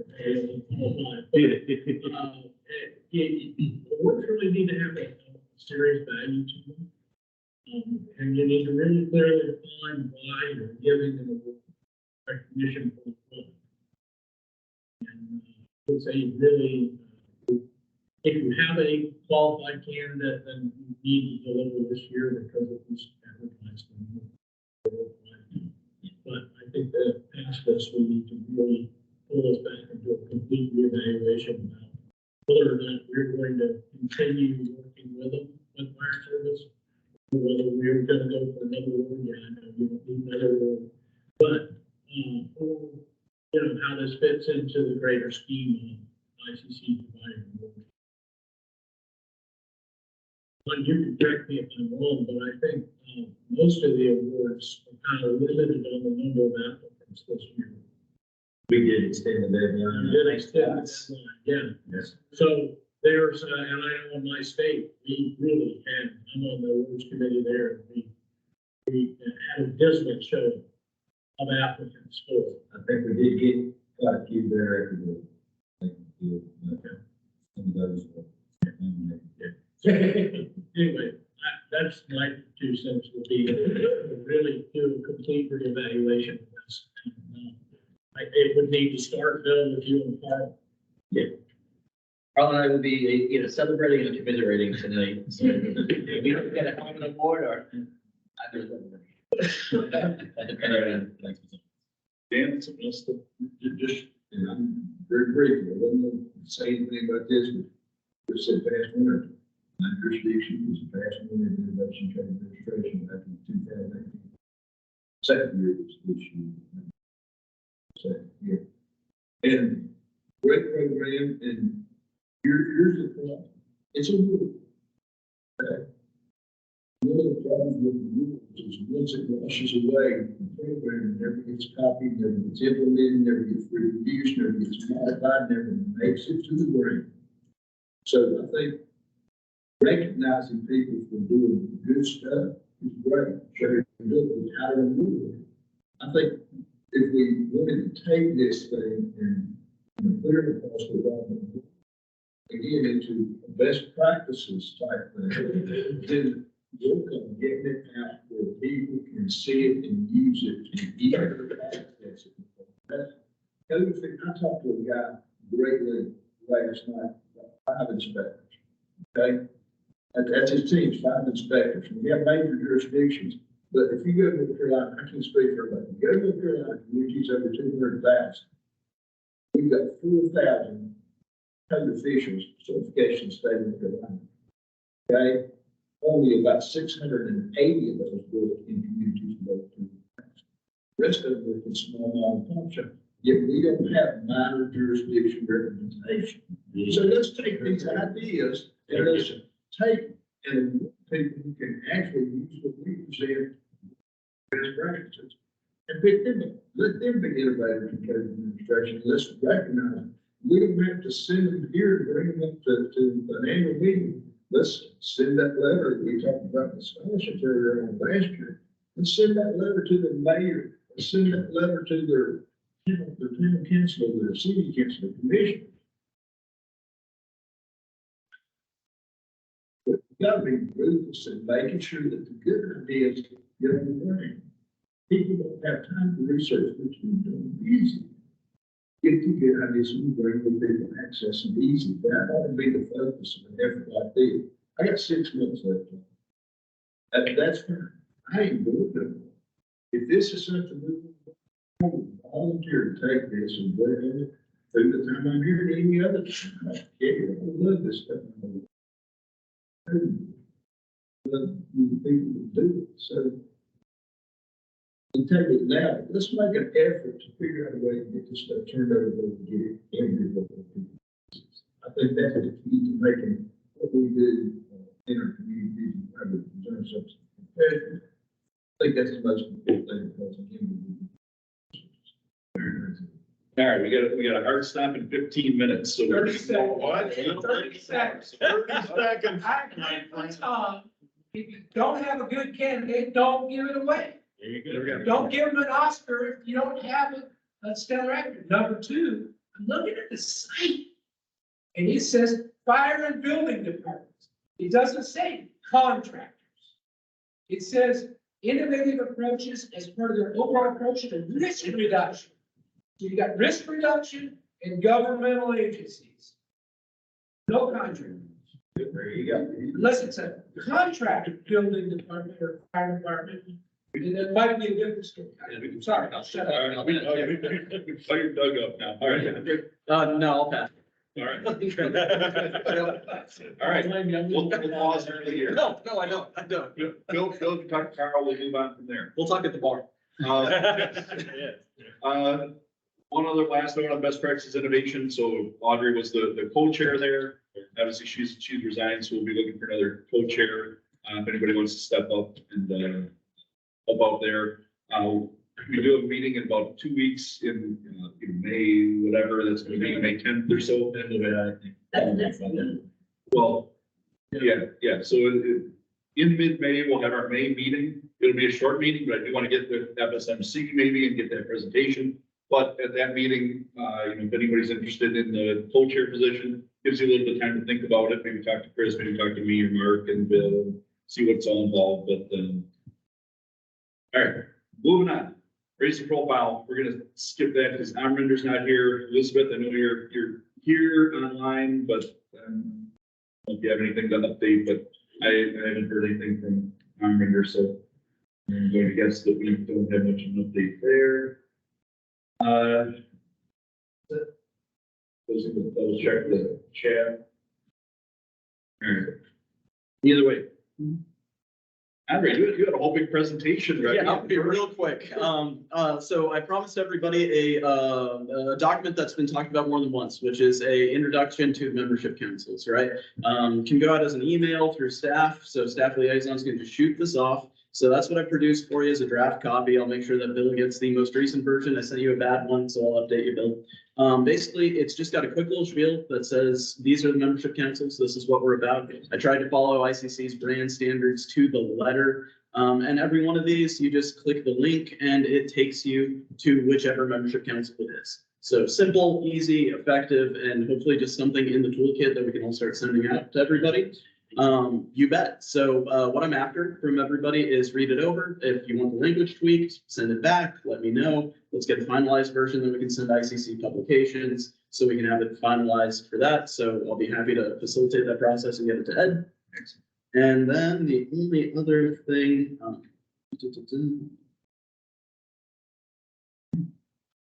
Say the next one. It's scheduled to be May 10th, but Bill might have to. Yeah, why don't we do that right now? May 10th is a big conflict. I mean, that's a travel week that I just won't be able to facilitate a meeting. Hopefully we can move it to the 17th. We can't move it to the 17th. So we, to 18th, we could look at our calendar and do that. while you do that, do you mind if I? Yeah, go ahead. Thank you very much. So on the screen, oh, thank you, Bill. We talked about the idea of maybe looking at a rework or a different sort of look at the matrix, right? What this is a software platform that I learned about through my emergency operations center. This is what we use to coordinate through multiple different agencies and things like that. And the reason that I like this and the reason that I'll sort of make this recommendation for consideration is that it's agnostic. Doesn't matter who you work for, where you work. If you have a login to this, it looks the same for everybody. It's not like you have to have your Microsoft Teams for work and then your one for Office or what have you, or anything like that, your one for ICC. This is just a separate site to be able to manage all this stuff on. And hopefully this sort of workup might give a better sense for both transparency from the top down so the board can see what we're working on, who's working on it. If someone's dropped off or fallen away, they can observe that. And to a reasonable degree, it can be managed by staff. It can be repurposed for more than just the membership councils, but for code action committees, code development committees, to be able to isolate documents. So you guys saw me pull this up earlier today when Allison asked about her charter review documents. And so you can see here, we started a work item that we can track, and it's her profile is basically the person in charge of it, coordinating who's getting what information and when. And in it, if you hit open here, you can see basically corresponding text as a thread specific to this project. She can keep files here in real time that are updated with her notes. So everyone's working off of the same set of notes on the same project. Basically, the case that I'm making here is that what COVID did for the business industry and for us all at home is it compressed 7-ish years of digital